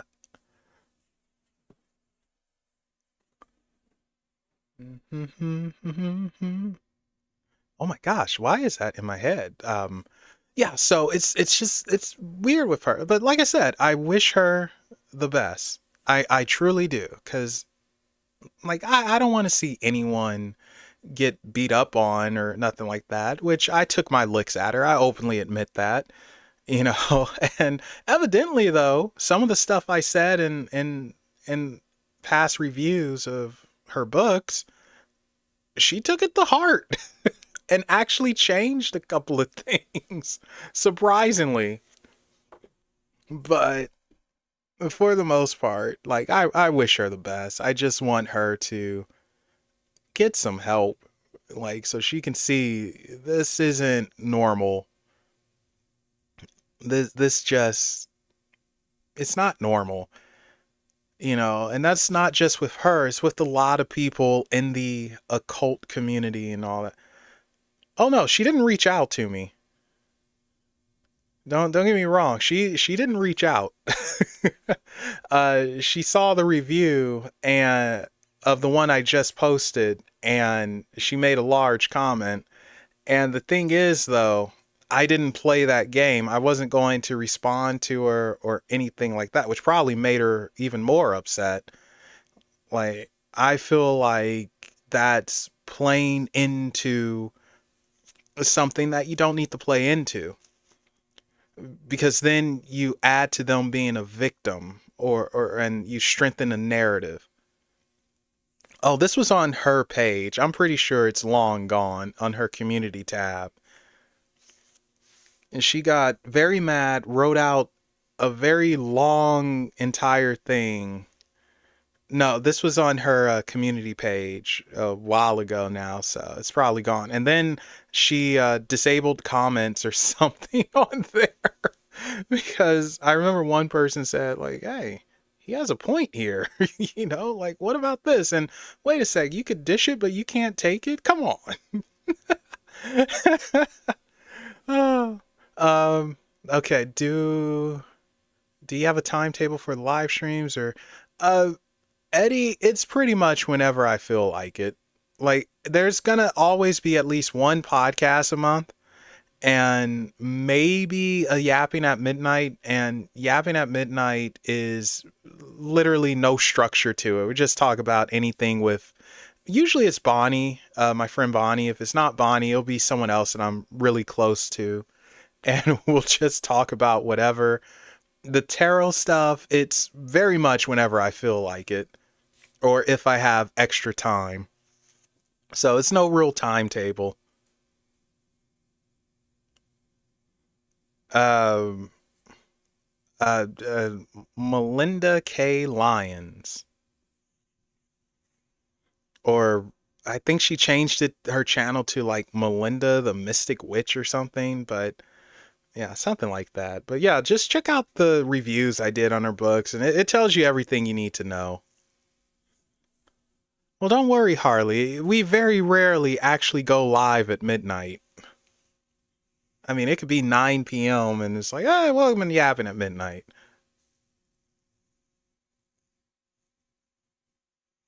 Oh yeah, no, don't worry. I'm gonna try to remember to use social media more and better for this type of stuff, and the community tab. It's just I always forget. Like, someone used to do that stuff for me, Angie, but you know, Angie, she met a guy, and she's continuing her life and everything. I miss Angie. So yeah, and I need to stop being so lazy and do more. Which, in my defense, I have been doing stuff behind the scenes. So, like I said, next week you'll see. Oh, I'm so excited for next week, guys. You have no idea. You have absolutely no idea. And then back on the second book, which, like I said, the second book is completed. 100% completed. It's just editing and fixing a lot of mistakes and maybe adding a little bit to it. So the second book's going to be fun. It is not So Strange Times Volume 2, but it is called Dragon's Tear. The Forgotten Tales presents Dragon's Tear, something like that. Or no, or do I have it The Forgotten Tales Dragon's Tear? Look at that. I can't even freaking remember. It's one of those, but ultimately Dragon's Tear. It's going to be awesome, man. That's a fun story. That is, and it's different. I let a few people read chapter 1, and the feedback was very positive. And they said, wow, it's different than So Strange Times, which, yes, it's supposed to be.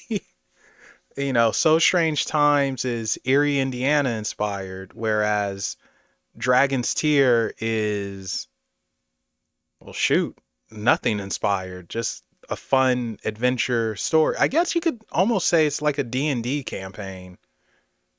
But even then, I can't say that because I've never played D&D. And Eddie, you know what? I really appreciate you, hanging out, stopping by, subbing, all that. I know I'm not everyone's cup of tea. I'm a bit odd, but I really appreciate it. Everyone, all you guys. You can very easily be doing something else, hanging out with other folks, and here you are kicking it with me for a minute. I truly do appreciate that from the bottom of my heart. I never really thought when I started to do Unexplained that people would actually like it.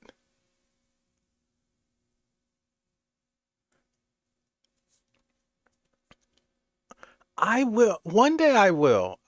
Everyone says, Melvin, you'll be good at it. You will like it.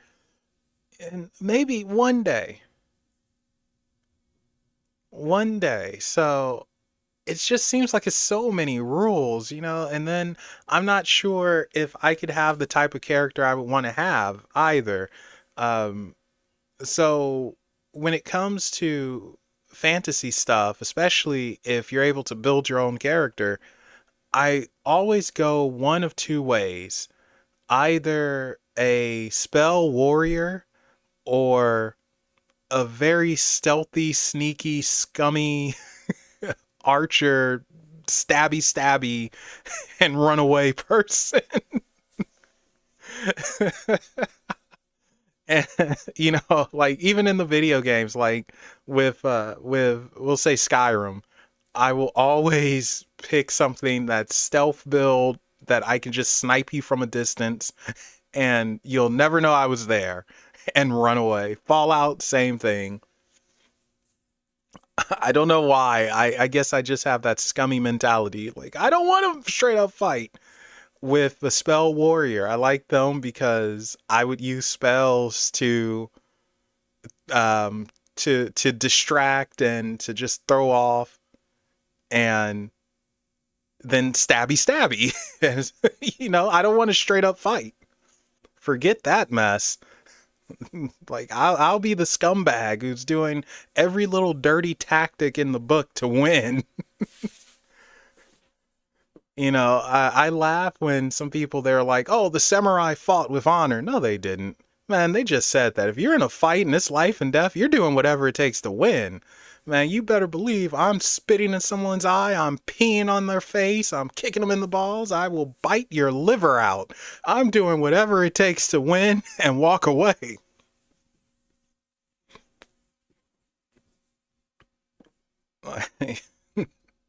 I don't think I'm wrong in that. I don't think I'm the only one who would do it, man. It's no honor in fighting. You fight to freaking win. Spell, sword, mystic knight. That actually sounds really cool. So yeah, whatever that is, I would probably be.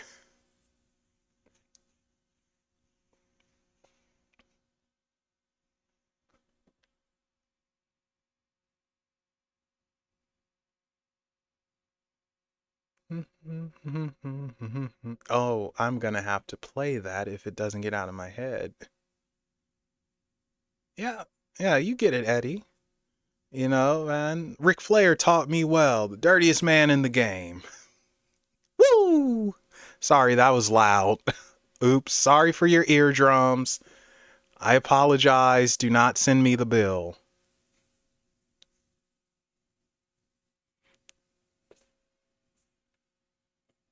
Man, freaking Ric Flair, man. I really hope he does not get back in the ring. He needs to stay done.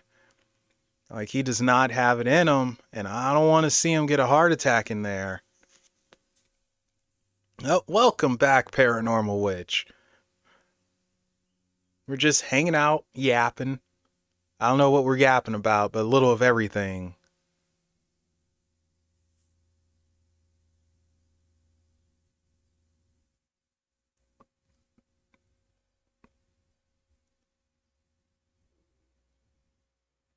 Fey Ranger Specialist and Long Range Vogue Oh, snap. That sounds really freaking cool. You see? And you get it, man. Keep at a distance. Like, forget that. Hey, you can't hurt anyone if you're not close. Like, he needs to stop. Like, the guy's gonna die in the ring, man. He really needs to stop. Oh, wow, it's raining? Good Lord. Well, hey, glad you got out and in as soon as you could.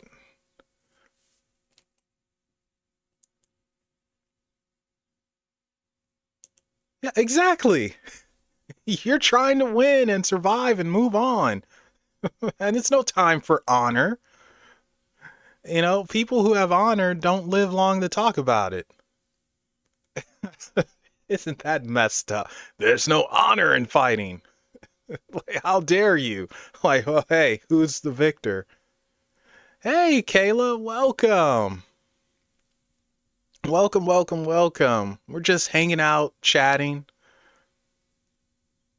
and, not doing too much. Hope you're doing good. Oh, wow. It's raining that hard. Good Lord. Yeah, dry off, stay inside, all that stuff. Oh yeah, Ric Flair. Ric Flair's already an unexplained possibility, but I still like Flair though. The guy has such great personality. He is the man still, but I want him to stop and just relax. But then that's the problem. He lived his character's life too much, man. Too much styling and profiling. And now he's in debt. And it's like, gotta pay it off, man. Ain't got no Mickey Mouse watch. This is some Rolex. It's like, oh man, you should have got the Mickey Mouse watch. Because it's time to play the game. It's all about the game. I'm playing. Triple H grew on me. Yeah, he had to grow on me. At first, I did not like Triple H. I was like, eh. But he grew on me, and it's like, okay, I like Triple H. How did this happen?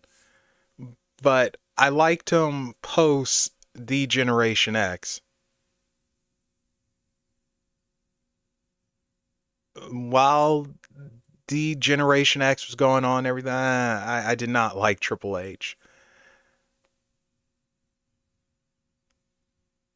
And although Triple H is probably saving the company, like, man, he has done some really good things. NXT being one of the biggest. NXT's just wow.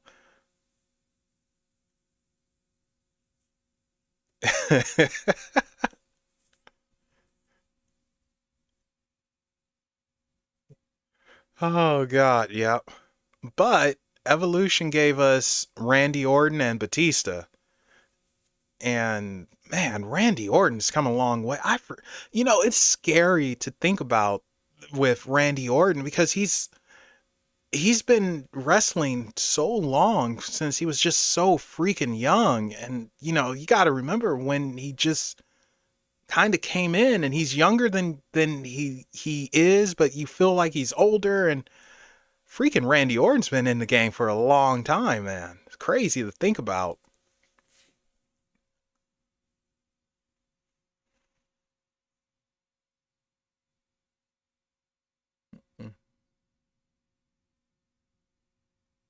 RKO out of nowhere.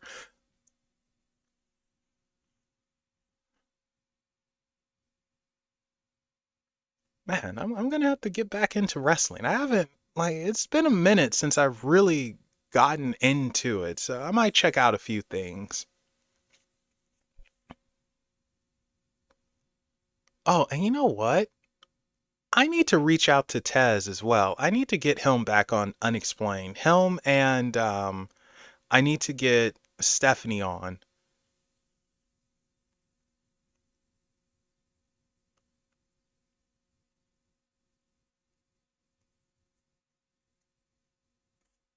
Someone remind me to reach out to Tez and Stephanie because I think we need to have a horror movie talk. And Stephanie is a scream queen. And she's been in quite a few films. She's directed, and she's died on screen a few times. So that'll be a lot of fun. But you know what, guys? I think this is where I'm going to end it. Almost 4 hours. And, well, to be fair, the Texas Chainsaw well, which version? That's the thing. Which version of the Texas Chainsaw Massacre? Because some of them really aren't that good. But yeah, I think this is where we're gonna end it. 3 hours, 40 minutes. Yeah, been going for a while. I really appreciate you all hanging out with me and chatting, and thank you for the tips with the tarot. It goes a long way. Like, honestly, it just gets cycled right back into Unexplained. Because of that, I was able to get a new little webcam to show off, which I think the quality is improved over the last one. I still have to fiddle around with it to make it slightly better. And I really appreciate it. So thank you all for everything. And thank you for joining me, hanging out. Stay tuned for next week. Big, huge announcement. And with that said, you all have a good day, good night, and a great weekend. Bye, everybody.